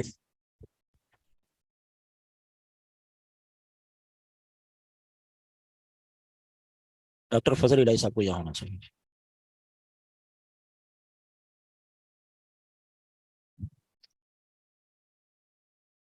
بہت زیادہ شیخ، بہت زیادہ. اسلام آباد میں ہوتے ہیں اور یہ آئے ہیں میرے خیال میں آج سے کوئی 12-15 سال پہلے پاکستان آئے ہیں. اس سے پہلے سعودیہ میں جامعۃ الامام ریاض میں کوئی لگ بھگ 20-22 سال انہوں نے پڑھایا ہے. جی ابتسام وہیں سعودیہ کے ہی پڑھے ہوئے. ڈاکٹر ابتسام الہی ظہیر یہ ان کے تایا ہیں، تایا یہ چچا ہیں سگے.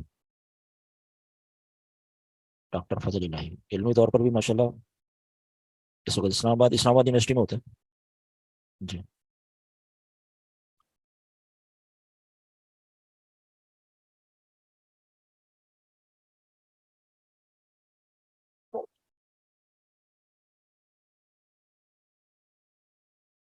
جامعہ بکر میں.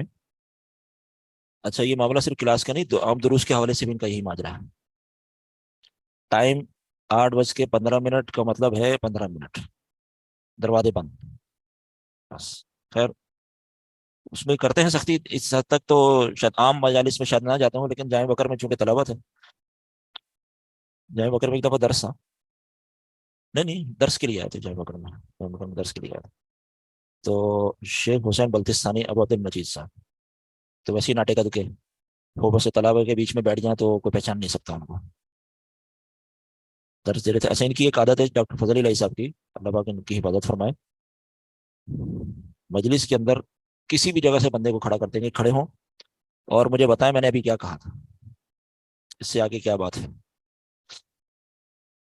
تو شیخ ابو مجید صاحب کو کھڑا کر دیا. شیخ صاحب کو نہیں پتا، ڈاکٹر صاحب کو نہیں پتا، اساتذہ سارے ڈاکٹر صاحب کے بغل میں. اب ان کو تو نہیں اٹھائیں گے، ظاہر ہے وہیں سے اٹھائیں گے. کھڑا کر دیا. سوال کیے جا رہے ہیں، سوال کا جواب دیے جا رہے ہیں. ماشاءاللہ بڑے اچھے طالب علم ہیں، آپ کے ہر سوال کا جواب دے رہے تو اساتذہ نے بتایا ہمارے استاد ہیں ماشاءاللہ ڈاکٹر صاحب جناب. خیر تو ہم صرف کی طرف آتے ہیں. شیخ صرف کے اندر آپ نے تعلیلات کی بات کی تھی، انشاءاللہ ہم تعلیل کو تھوڑا سا دیکھتے ہیں، لیکن اس سے پہلے بطور مقدمہ کچھ چیزیں بنیادی طور پر سمجھنے کے لیے ضروری ہیں. فعل کی اقسام صحیح اور علت کے اعتبار سے، صحیح اور تعلیل اور معلول کے حساب سے.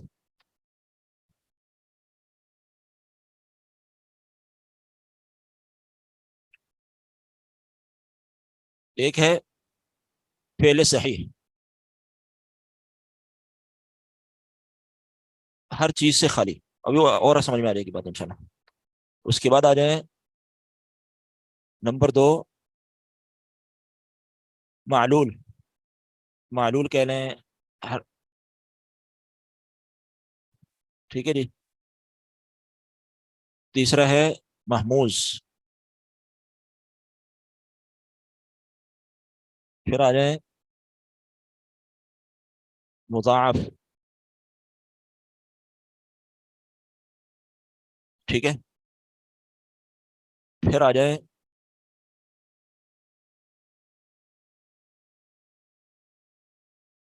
لفیف. لفیف صحیح، معلول، محموز، مضاعف، لفیف. یہ بنیادی طور پر فعل کی صحیح اور عدم صحیح کے حساب سے یہ اقسام ہیں. ٹھیک ہے جی. پھر اس کی 3 قسمیں بنتی ہیں.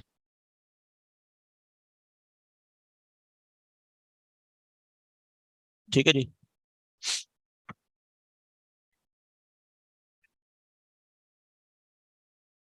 مثال اجوف ناقص. ٹھیک ہے جی. محموز کی طرف آ جائیں.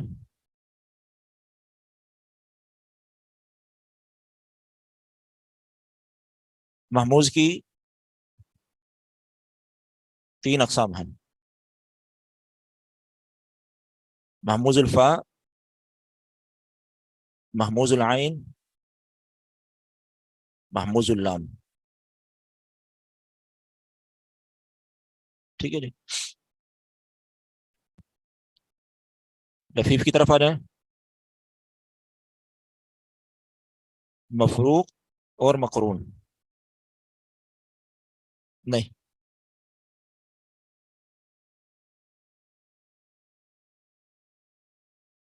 بلکہ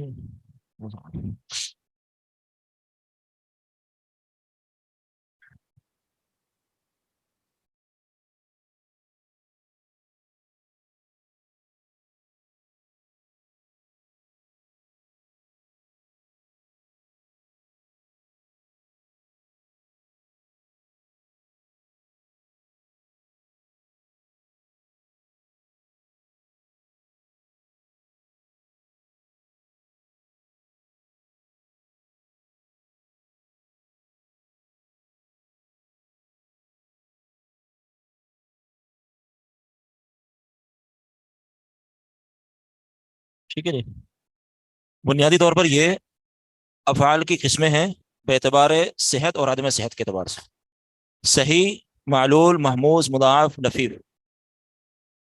معلول میں 3 قسمیں آتی ہیں، مثال، اجوف، ناقص. محموز میں فا، عین اور لام. مضاعف، پھر لفیف میں 2 قسمیں ہیں، مفروق اور مقرون. سد اللہ ادھر آ جائیں. پھر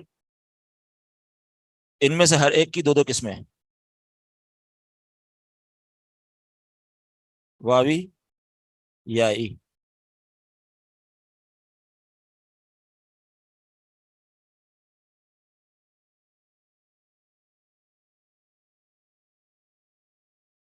یائی، یائی.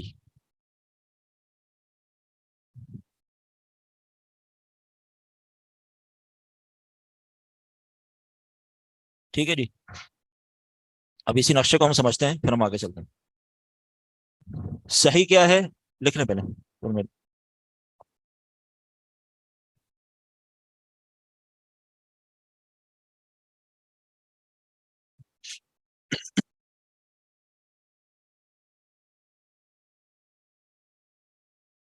ٹھیک، چلو آگے. صحیح کیا ہے؟ صحیح وہ ہے جس میں ان باقی 4 چیزوں میں سے کوئی بھی چیز نہ پائی جائے. جس فعل میں چاروں میں سے کوئی بھی ایک چیز نہیں ہے، وہ فعل صحیح کہلاتا ہے. بے شمار مثالیں ہیں، بے شمار کلمات ہم پڑھتے ہیں، ینصرو، یحسبو اور اکرام، یکرمو، یکرمو. یہ سارے کیا ہیں؟ فعل صحیح کے ابواب ہیں. وہ یا حرف علت نہیں ہے، حرف علت نہیں ہے، یا تو علامت مضارع ہے. بات ابھی ہو رہی ہے معلول کی، حرف علت ہونا چاہیے اس میں. ٹھیک ہے. ان چاروں اقسام میں سے کوئی قسم کسی فعل میں نہیں پائی جا رہی، وہ فعل صحیح ہے. کوئی ایک قسم آ گئی تو وہ صحت سے باہر آ جائے گا اور ان میں سے کسی ایک قسم میں سے ہوگا. ٹھیک ہے. معلول کیا ہے؟ کہ وہ کلمات یا وہ افعال جن میں، اس کو بلکہ معلول سے زیادہ بہتر ہے کہ ہم اس کو کریں معتل، جو معروف لفظ ہے علم صرف میں. معلول کی جگہ اس کو معتل کریں. ٹھیک ہے. علم صرف کے اندر معلول نہیں، معتل استعمال ہوتا ہے. ٹھیک ہے. ایک ہی بات ہے معلول اور معتل، لیکن جو اصطلاح ہے ہم اسی کو استعمال کریں وہ زیادہ بہتر ہے بجائے اس کے کہ نئی چیز لانے. معتل کیا ہے؟ وہ فعل جس کے کسی بھی اپنا کلمے میں حرف علت ہو، وہ فعل جس میں اس کے کسی بھی حصے میں حرف علت ہو، وہ معتل کہلاتا ہے. ٹھیک ہے. فعل معتل کی 3 صورتیں ہیں یا 3 قسمیں ہیں. مثال، جسے معتل الفا کہتے ہیں، اجوف جسے معتل العین کہتے ہیں، ناقص جسے معتل اللام کہتے ہیں. اب ان تینوں میں فرق کیا ہے؟ مثال وہ فعل کہ جس کے فا کلمے میں حرف علت ہے وہ مثال کہلاتا ہے. اب اس کو مثال کہیں، یہ معتل الفا کہیں، ٹھیک ہے، ایک ہی بات ہے۔ اجوف وہ فعل جس کے عین کلمہ میں حرف علت ہے، ٹھیک ہے، اور اس کو ہم معتل العین بھی کہہ سکتے ہیں اور اجوف بھی کہہ سکتے ہیں۔ ناقص وہ فعل کہ جس کے لام کلمے میں حرف علت ہے، اس کو ناقص بھی کہتے ہیں اور معتل اللام بھی کہتے ہیں۔ اب ان میں سے تینوں کی دو دو قسمیں ہیں، ان تینوں کی واوی اور یائی۔ حرف علت دو ہیں جو صرف میں استعمال ہوتے ہیں، تیسرا نہیں ہے، الف نہیں ہے، ٹھیک ہے، الف حرف علت نہیں ہے، واو ہے یا یا ہے۔ مثال کی دو قسمیں ہیں، مثال واوی یا یائی۔ واوی اور یائی کا کیا مطلب ہے؟ حرف علت اگر واو ہے، اگر فا کلمے میں حرف علت واو ہے تو مثال واوی، اور اگر حرف علت یا ہے تو مثال یائی۔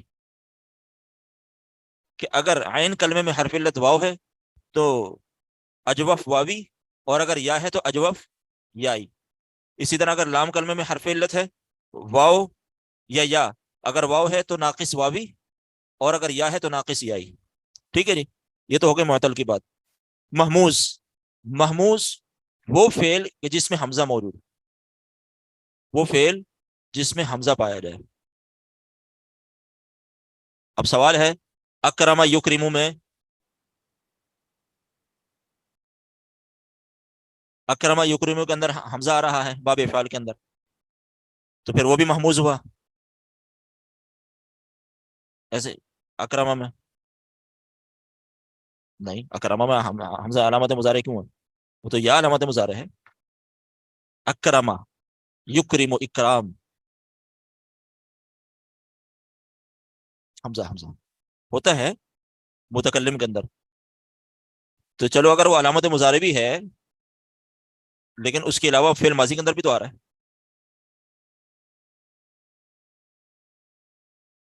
اکرما، تو وہ بھی محموز ہو گیا۔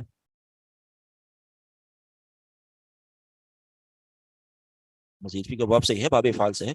تو میرا سوال یہ ہے کہ اگر اس کے اندر باب افعال کے اندر حمزہ آ رہا ہے تو حمزہ آنے کی وجہ سے کیا وہ محموز نہیں ہو گیا؟ وہ صحیح کا باب کیسے ہے؟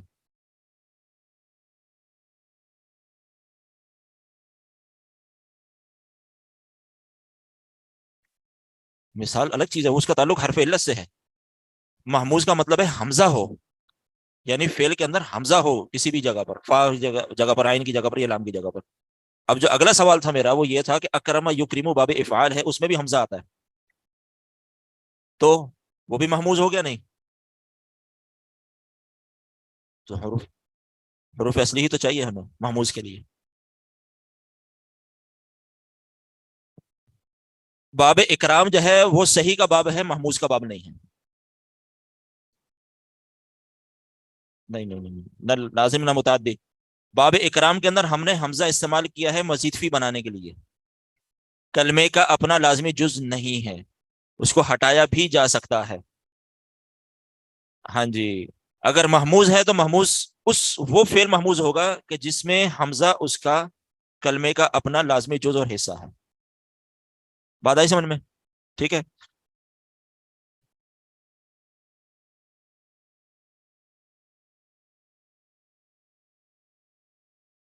جیسے امارا،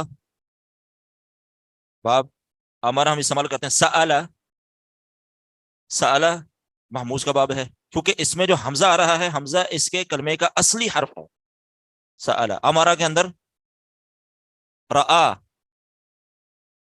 لام کلمے میں حمزہ آ رہا ہے، یہ حمزہ اس کلمے کا اپنا اصلی حرف ہے۔ یعنی جب ہم ثلاثی مجرد کے حساب سے جب ہم نے جو پڑھا تھا کہ ہم اصلی حروف کیسے پہچانے، تو جب ہم اصل حروف نکالتے ہیں تو اصل حروف میں حمزہ بھی آ رہا ہوتا ہے، ٹھیک ہے۔ تو اس کا مطلب کیا ہوا کہ محموز وہ فعل کہلاتا ہے جس میں، یار اس کو تھوڑا الگ کرنا پڑے گا، پاؤں یہاں رکھ دوں اسکرین غائب ہو جاتی ہے۔ اچھا، محموز اس فعل کو کہا جاتا ہے جس میں حمزہ آئے اور حمزہ اس حرف، اس کلمے کا، اس فعل کا اپنا اصل ہو، کسی وجہ سے اس میں حمزہ نہ لگایا گیا ہو، ٹھیک ہے۔ چاہے وہ حمزہ قطعی ہے، حمزہ وصلی ہم استعمال کرتے ہیں، یہ بھی حمزہ ہی ہے، اس کی وجہ سے محموز ہو جانا چاہیے لیکن وہ محموز نہیں ہے کیونکہ وہ اصلی نہیں ہے، کسی وقت حسب ضرورت ہم اس کو حذف کر سکتے ہیں۔ تو محموز میں بھی پھر تین قسمیں ہیں، محموز الفا، محموز العین محموز اللہ، محموز الفا کا مطلب جس کے فا کلمے میں حمزہ ہو، عین کا مطلب جس کے عین کلمے میں حمزہ ہو، اور لام کا مطلب جس کے لام کلمے میں حمزہ ہو۔ چوتھی قسم آ جائے مضاعف۔ مضاعف کا مطلب ہے وہ فعل کہ جس کے دو حرف ایک جنس کے ہوں۔ وہ صحت سے باہر آ گیا، مضاف ہو گیا، صحت سے باہر آ گیا۔ میں نے دیکھا شروع میں بات کی کہ صحیح وہ فعل ہے جو معتل، محموز، مضاف یا لفیف سے پاک ہو، ٹھیک ہے، جو ان چاروں سے پاک ہے وہ صحیح ہے۔ اگر مضاف ہو گیا وہ صحت سے باہر آ گیا، ٹھیک ہے، وہ صحت سے باہر آ گیا۔ دو حرف ایک جنس کے ہوں، ایک جیسے ہوں۔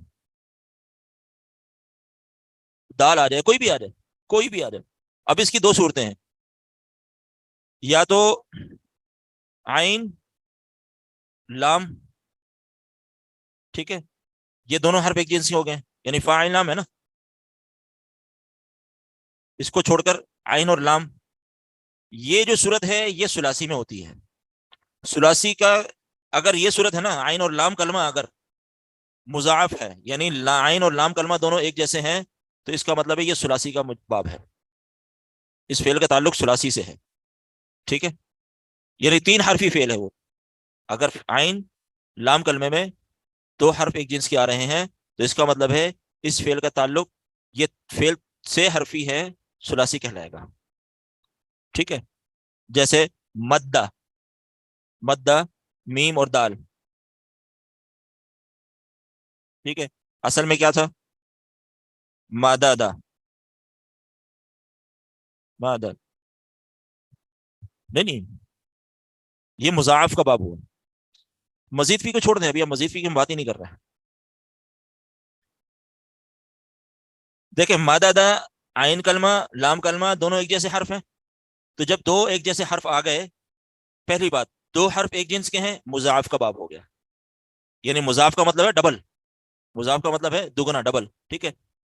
ڈبل کا مطلب کیا ہے کہ دو حرف ایک جیسے ہونے چاہیے۔ پھر اگلی بات میں نے یہ کی کہ دو حرف ایک جیسے ہوں، اس کی دو صورتیں ہیں، ٹھیک ہے۔ پہلی صورت یہ ہے کہ عین کلمہ اور لام کلمہ ایک جیسے ہوں گے، اور عین کلمہ اور لام کلمہ ایک جیسے ہوں گے تو وہ باب ثلاثی کا باب کہلائے گا، یعنی وہ فعل سے حرفی ہے، تین حرف والا فعل ہے۔ جیسے مدادا سے مدہ، ابھی ہم تعلیل نہیں پڑھ رہے، تعلیل بھی بتاؤں گا میں، ابھی صرف یہ سمجھا رہا ہوں بنیادی طور پر، وہ جب یہ چیز سمجھ میں آ جائے گی تو تعلیلیں سمجھنا آسان ہو جائیں گی، ٹھیک ہے۔ دوسری صورت، کچھ فعل ہوتے ہیں جن کا فا، لام اول، عین یا لام ثانی ایک جیسے ہوتے ہیں۔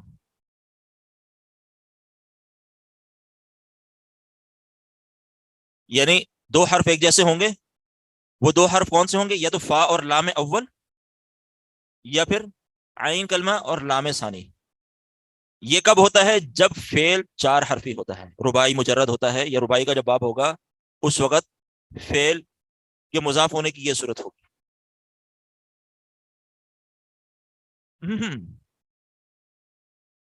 فعللا، فعللا نا، مثال کے طور پر اپنا جو رباعی مجرد کا باب ہے وہ کیا ہے؟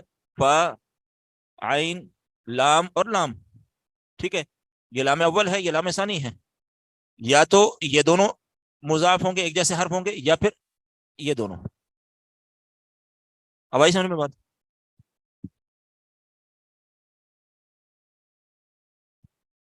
جی، یہ رباعی مجرد کا بھائی، یعنی رباعی مجرد کے اندر مضاف کیسے؟ اب دوسرے انداز میں سمجھانے کی کوشش کرتا ہوں۔ ثلاثی مجرد کا اگر ثلاثی کا فعل ہوگا تو اس کی مضاف ہونے کی صورت کیا ہوگی؟ اس کی مضاف ہونے کی صورت یہ ہوگی کہ اس کا عین اور لام کلمہ ایک جیسا ہوگا، سیم ہوگا، ٹھیک ہے۔ اور رباعی کا اگر باب ہوگا، رباعی کا فعل ہوگا تو اس میں فا کلمہ یا لام اول یا عین کلمہ یا لام ثانی ایک جیسے ہوں گے، ٹھیک ہے۔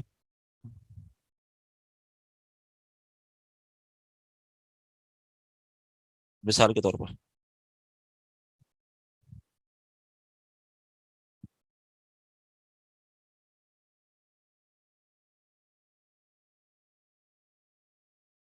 دیکھیں، جب ہم قواعد کی بات کرتے ہیں نا تو اندازوں کے اوپر نہیں جاتے ہیں، وہ چیز ہونی چاہیے، جب ہوگی پھر اس پہ بات کریں گے، ورنہ آپ بھی الجھیں گے، ہمیں بھی الجھائیں گے۔ مجھے اندازہ ہو رہا ہے شیخ میں بات کہیں اور گھما رہا ہوں، آپ نے پول کھول دی۔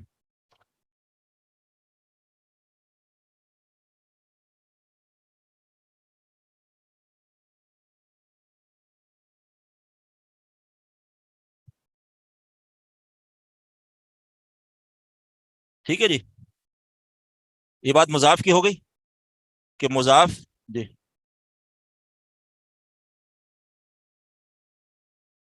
زمزمہ زا زا زا زمزم سے زمزم سے زامیم زامیم. دیکھیں فا اور لام اول بھی ہے, عین اور لام ثانی بھی ہے. زمزم تو زمزم اصل میں لفظ کیا ہے؟ زمزمہ. ٹھیک ہے نا. اور بھی میرے ذہن میں نہیں آ رہی, اور بھی ہوں گی اس کی. ٹھیک ہے. زلزلہ, ٹھیک ہے. زلزلہ یہ بھی مضاف کی مثال ہے رباعی مجرد میں. زلزلہ یزلزل زلزلۃ, زلزلہ زا لام کے بعد پھر زا, یعنی فا زل زلا. ٹھیک ہے. یہ فا کلمہ, یہ عین کلمہ, یہ لام اول اور یہ لام ثانی. ٹھیک ہے. اب دیکھیں یہ فا کلمہ اور لام اول ایک جیسے, ٹھیک ہے, اور یہ عین کلمہ اور یہ لام ثانی. ٹھیک ہے. آگے چلیں.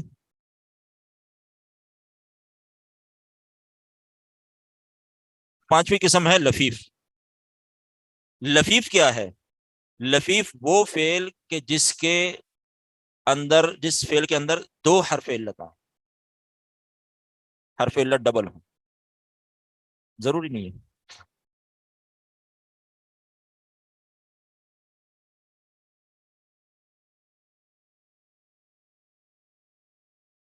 لفیف اس فعل کو کہتے ہیں جس میں دو حرف علت ہیں.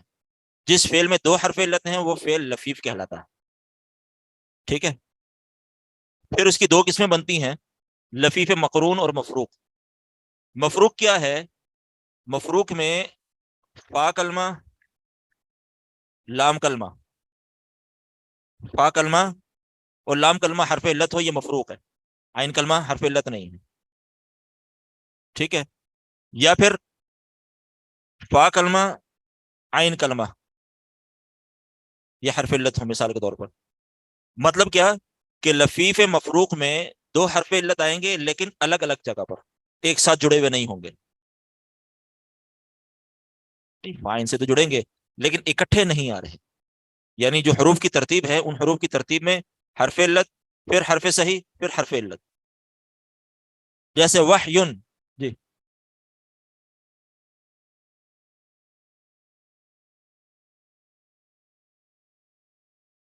ابھی تو میں فائن کلمے کی بات نہیں کرنا, میں ابھی مفروق کی بات مفروق سمجھا رہا ہوں میں, کہ مفروق کے اندر حرف علت دو آئیں گے لیکن الگ الگ جگہ پر. یعنی فا کلمے اور لام کلمے کی جگہ پر, عین کلمے پہ حرف علت نہیں ہوگا.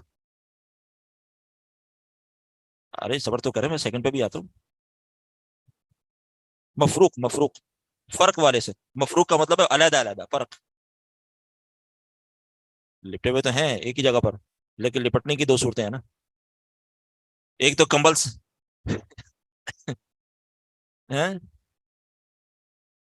جی یہ میں سمجھانے کے لیے لکھا ہے کہ فا اور لام یہ مقرون, یہ مفروق کی مثال ہے. میں نے یہاں سے عین کلمہ ہٹا دیا نا, عین کلمہ نہیں لگایا, عین کلمہ نہیں لگایا. میں نے کہا کہ فا اور لام, فا اور لام کا مطلب ہے بیچ میں سے عین لام نہیں. عین فا اور عین یا عین اور لام جب ہوں گے تو مقرون ہوں گے, ملے ہوئے ہیں, ایک ساتھ ہیں, برابر برابر ہیں, پڑوسی ہیں دونوں. اب پڑوسی ایک چھوڑ کے ہے تو مفروق ہے. ہاں ایسے ہی بالکل. مفروق کی مثال وحیٌ, واو حا اور یا, وحا یا وحا دلون. ٹھیک ہے. یہ کیا نہیں, دلون نہیں, کیا ہو گیا, یہ دال ہے نا شروع میں, ناقص تو ہے لیکن دلون وہ نہیں, حرف علت لام کلمے میں آ رہا ہے. ٹھیک ہے. مفروق کی مثال وحیٌ, واو حرف علت یا حرف علت. ٹھیک ہے. وحیٌ, واو فا کلمہ ہے, ٹھیک ہے, ہا عین کلمہ ہے یا لام کلمہ ہے. ابھی دیکھیں یہ نہیں ہے بیچ میں, تو اب یہ جو کنڈیشن ہے کہ فا کلمے میں حرف علت ہو اور لام کلمے میں حرف علت ہو تو یہ لفیف مفروق ہے. لفیف مفروق یعنی دو حرف علت والا فعل کہ جس میں حرف علت الگ الگ آئے ہیں. مقرون کی مثال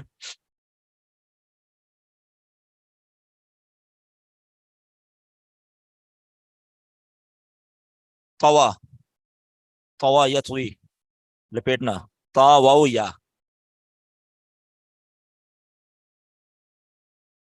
مقرون کی طوا، مفروق کی وحیٌ،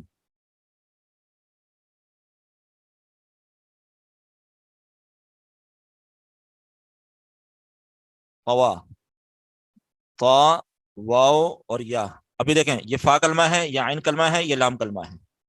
ٹھیک ہے، عین اور لام کلمہ دونوں حرف علت ہیں اور دونوں ساتھ ساتھ ہیں. یہ مقرون ہو گیا. یعنی لفیف وہ فعل کہلاتا ہے کہ جس میں دو حرف علت ہیں. ٹھیک ہے، پھر لفیف کی دو قسمیں ہیں، لفیف مفروق اور لفیف مقرون. لفیف مفروق کا مطلب کیا ہے کہ جس میں حرف علت دو ہوں لیکن الگ الگ. ٹھیک ہے، الگ الگ، بیچ میں رکاوٹ ہو، دونوں حرف علت کے درمیان فرق ہو.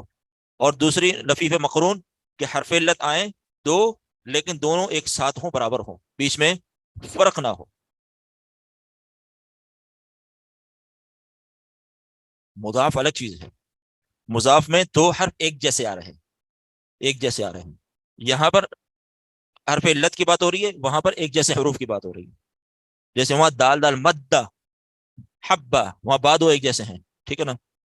شقہ، قاف دو ایک جیسے ہیں.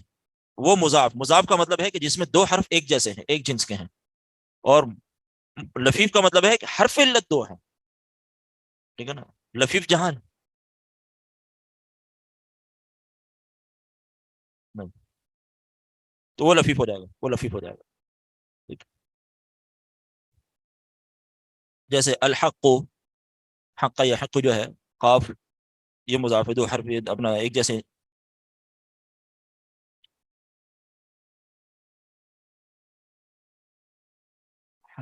ہو سکتا ہے حی، حی، لیکن وہ مضاف کہلائے گا نہیں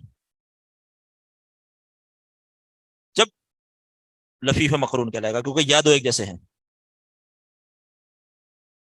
لفیف ہو، لطیف نہیں، لفیف.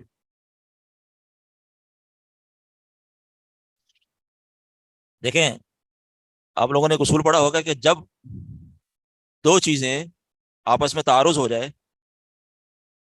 یا ایک چیز پر دو حکم لگ رہے ہوں تو اس وقت ہم کیا کریں گے؟ کیسے کیسے کیسے؟ ناسخ منسوخ کی تو یہاں بات ہی نہیں ہے. اس کی تطبیق کی صورت یہ ہے کہ جو قاعدہ زیادہ قریب ہوگا اس کو ہم لاگو کریں گے.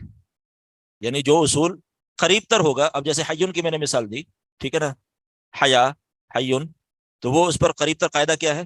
لفیف کا تو لفیف لگے گا. الاقرب فالاقرب.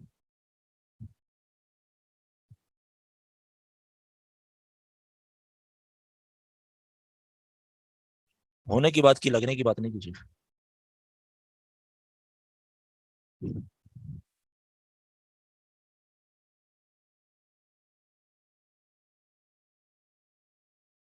اچھا، کچھ چیزیں ہیں جو جب ہم تعلیلات کر رہے ہوتے ہیں تو کچھ الفاظ استعمال ہوتے ہیں.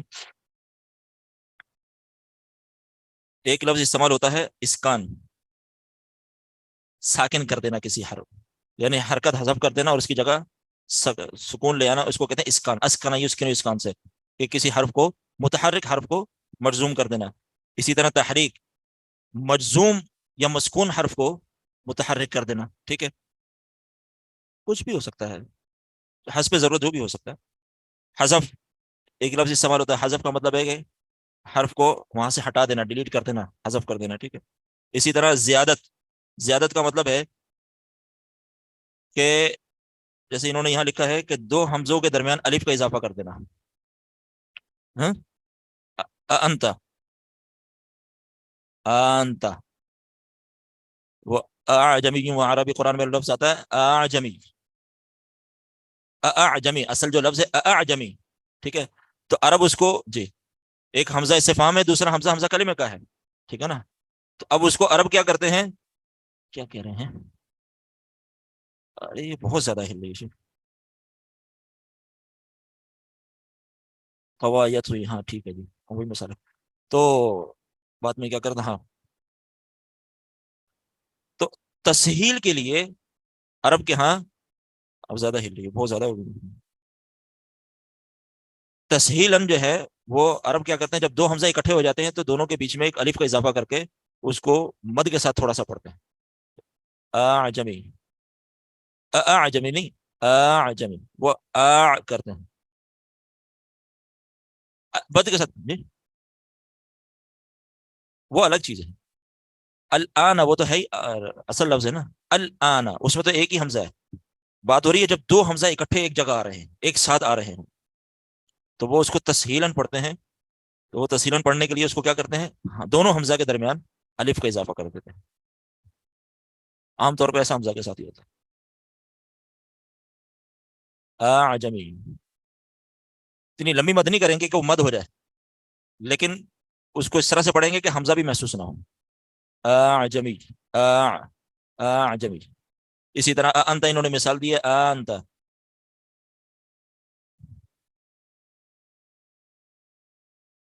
کیا تم، ہاں حدیث میرے نہیں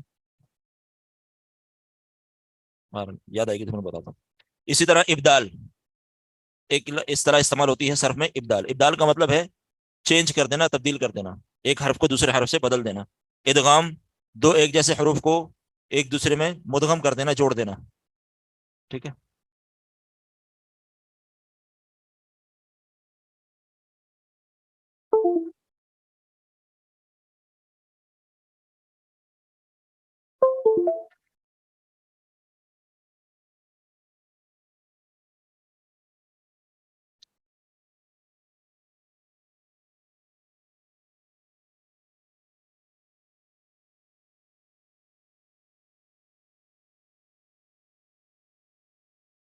اچھا جی، اب آتے ہیں ہم تھوڑی سی تعلیل کی طرف آتے ہیں.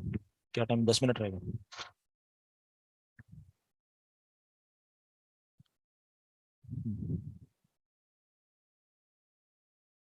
سب سے صرف کا تعلق، صرف کا تعلق کلمات عربیہ سے ہے، چاہے وہ اسم ہو یا فعل. حرف پہ اس میں گفتگو نہیں ہوتی، کیونکہ جو تصریفات، صرف کا مطلب کیا ہے، تبدیل ہونا، شکل بدلنا، ایک شکل سے دوسری شکل میں آنا. تو یہ چیز یا تو افعال میں ہوگی یا اسما میں ہوگی، حروف میں نہیں ہوتی، کیونکہ حروف ایسے ہی مبنی ہیں، حروف کی جو شکل ہے وہ اپنی اسی شکل میں رہیں گے. تو اس لیے صرف کے اندر ہم جو بنیادی طور پر جو پڑھتے ہیں کہ کلمات عربیہ کس طریقے سے تبدیل ہوتے ہیں، اپنی شکلیں کیسے تبدیل کرتے ہیں، اور اس کے پیچھے کیا قاعدے اور ضابطے ہیں. جی جی، ابدال وغیرہ، اسکان پہلی ہے، اسکان، پھر تحریک، حذف، زیادت یعنی اضافہ کرنا، زیادت کا مطلب ابدال، ادغام، زیادت، زیادہ سے. ادغام کے بعد ہے قلب، ابدال. جی جی، قلب نہیں نہیں، ہاں وہ پلٹنا، قلب کا مطلب ہے پلٹنا. خوف والا، خوف والے کو ہی عربی میں دل کو بھی جو ہے قلب ہی کہتے ہیں، وہ کچھ اور ہو جائے گا.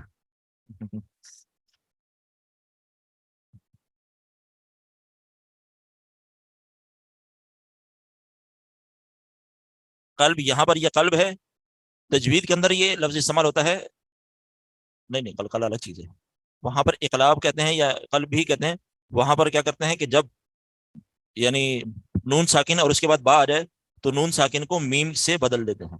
وہاں پر یہ صورت ہے. یہاں پر جو ہے تقدیم و تاخیر ہے. تقدیم و تاخیر کا مطلب کہہ رہے ہیں کیا کہ جو آگے ہم قواعد جب پڑھیں گے، جب ہم اور اچھی طرح سمجھ میں آئے گی. جیسے حمزہ ہے، حمزہ کو عام طور پر حسب حرکت، ماقبل کی حرکت کے مطابق، یا اس کو جو ہے واو سے یا سے بدل دیتے ہیں. جیسے عیسیٰ، عیسیٰ بلکہ حمزہ، جو حمزہ کی حرکت ہے اس کے حساب سے عیسیٰ زیر آ رہی ہے تو اس کو عیسیٰ پڑھتے ہیں. تسہیلاً حمزہ کو بدل دیا یا سے. اسأل سل بنی اسرائیل کم آتیناہم من آیت بینہ، قرآن کی آیت ہے. وہ اسأل سے سل، حمزہ حذف تو وہ سل ہو گیا. تو اس طرح کی چیزیں ہیں، تو یہ قلب ہے. اسی طرح ایک اصطلاح ہے بین بین یا تسہیل. بین بین یعنی بیچ بیچ میں رہتے ہوئے اس کو پڑھنا، قریب قریب کر کے پڑھنا. جی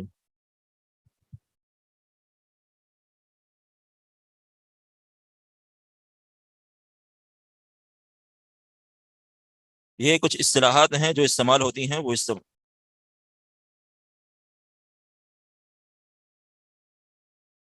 صرف کے اندر یعنی کہ بھئی یہاں ابدال کا قاعدہ لگے گا، کبھی اسکان کا قاعدہ لگے گا، تو وہاں بڑا پریشان ہو، اس لیے میں نے یہ چیزیں تھوڑی سی بتائی ہیں. ٹھیک ہے. مثال کا بیان. ٹھیک ہے جی. اب ہم نے جو اقسام پڑھی تھیں، صحیح تو ہم نے پڑھی ہے. صحیح کے بعد جب ہماری جو اصل بات ہے معتل، معتل کے اندر سب سے پہلے ہم پڑھیں گے مثال کو. مثال یعنی وہ فعل کہ جس کے فا کلمے میں حرف علت ہے. ٹھیک ہے. تو اس کا قاعدہ یہ ہے، پہلا قاعدہ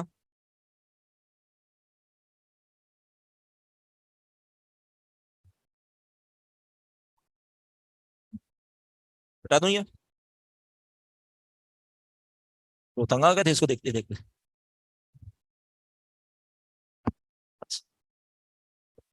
لیکن الحمدللہ کچھ اور شکوا کر رہا ہے.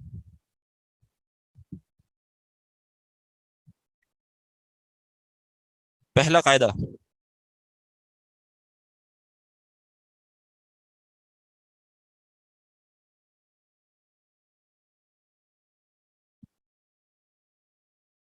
جب واو، قاعدہ نمبر 1. ٹھیک ہے.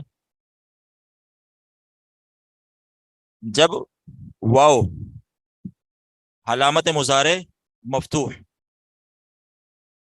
جب واو علامت مضارع مفتوح یعنی وہ علامت مضارع جس کے اوپر زبر آ رہی ہے، اور عین کلمہ مکسور یعنی وہ عین کلمہ جس کے نیچے زیر آ رہی ہے. یہاں تک بات سمجھ آ گئی؟ جب واو علامت مضارع اور عین کلمے کے بیچ میں، لیکن کس کنڈیشن کے ساتھ؟ کہ عین کلمہ مکسور ہو اور علامت مضارع مفتوح ہو. ٹھیک ہے. دوبارہ دہراتا ہوں. جب واو کلمہ، واو جو ہے حرف علت واو، جب علامت مضارع اور عین کلمے کے درمیان آئے، لیکن کنڈیشن کیا ہے؟ علامت مضارع مفتوح ہونا چاہیے اور عین کلمہ مکسور ہونا چاہیے، اس واو کو حذف کر دیا جاتا ہے. مثال وعدہ کا باب ہے، اس سے ہم مضارع کیا پڑھتے ہیں؟ نہیں، وعدہ یا عیدو، اس سے مضارع آتا ہے یا عیدو، وعدہ یا عیدو. ٹھیک ہے. ضربہ یا ضریبو کے وزن پر. یہ یعیدو اصل میں کیا تھا؟ یہ اصل میں یو عیدو تھا. یعیدو اصل میں یو عیدو تھا. اب ہم نے بات کیا کی تھی؟ قاعدہ کیا تھا؟ کہ جب واو علامت مضارع اور عین کلمہ کے درمیان واقع ہو، لیکن کنڈیشن کیا لگائی تھی؟ کہ علامت مضارع مفتوح ہونا چاہیے اور عین کلمہ مکسور ہونا چاہیے. واو یا علامت مضارع ہے اور عین کلمہ ان دونوں کے درمیان میں آیا ہے. ٹھیک ہے. کنڈیشن علامت مضارع مفتوح ہے، عین کلمہ مکسور ہے. اس کو ہم حذف کر دیں گے، اس کو ہم حذف کر دیں گے اس قاعدے کے روح سے. تو یہ تو مثال کے باب کے حوالے سے قاعدہ ہے. یعنی مثال کے باب کا قاعدہ کیا ہے؟ پہلا قاعدہ یہ ہے، مثال کا باب. ٹھیک ہے. تو یہ شکل بن جائے گی یعیدو. جی پوچھیں. فعل مضارع ہے، مثال کا باب ہے، فعل مضارع ہے. علامت مضارع میں نے کہا نا. وہبہ یہیبو، وہ بھی یہی اسی طرح.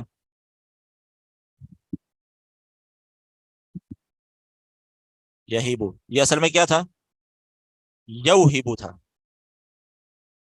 ٹھیک ہے نا. علامت مضارع مفتوح عین کلمہ مکسور واو بیچ میں آ گیا, اس کو حذف کر دیا ہم نے ان سے. ٹھیک ہے. اسی طرح ایک مثال وضع یضع, وضع یضع.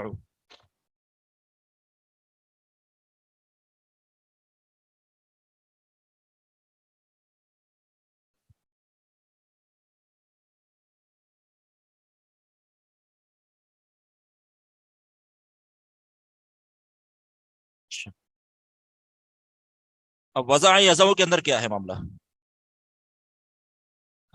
اللہ خیر, اللہ خیر. اچھا میں نے شاید کہہ رہا اللہ خیر, اللہ خیر. جی ویسے ہی ہے اللہ اللہ.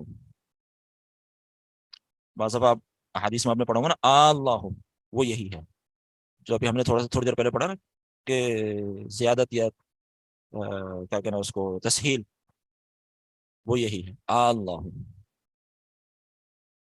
ٹھیک ہے جی, آج کے لیے ایک ہی قاعدہ پڑھا, ٹائم بھی ہو گیا. ٹھیک ہے, کچھ اگر سمجھ نہیں آیا, کچھ پوچھنا ہے تو پوچھنا.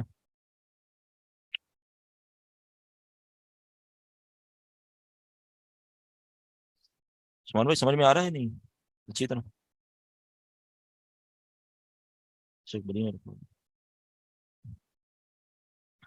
جی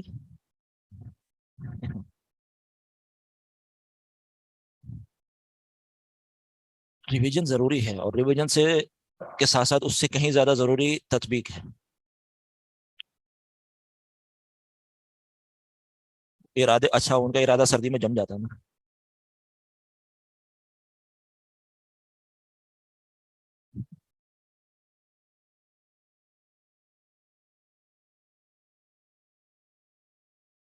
الحمدللہ.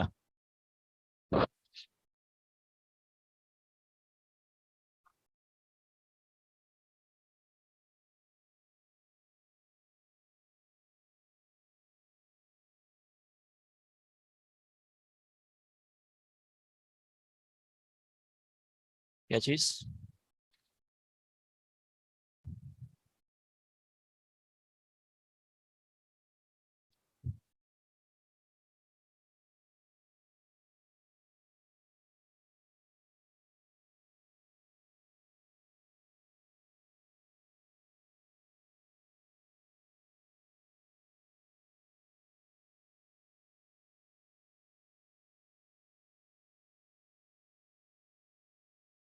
ٹھیک ہے جی, سبحانک اللہم و بحمدک اشہد ان لا الہ الا انت استغفرک و اتوب الیک. السلام علیکم و رحمۃ اللہ.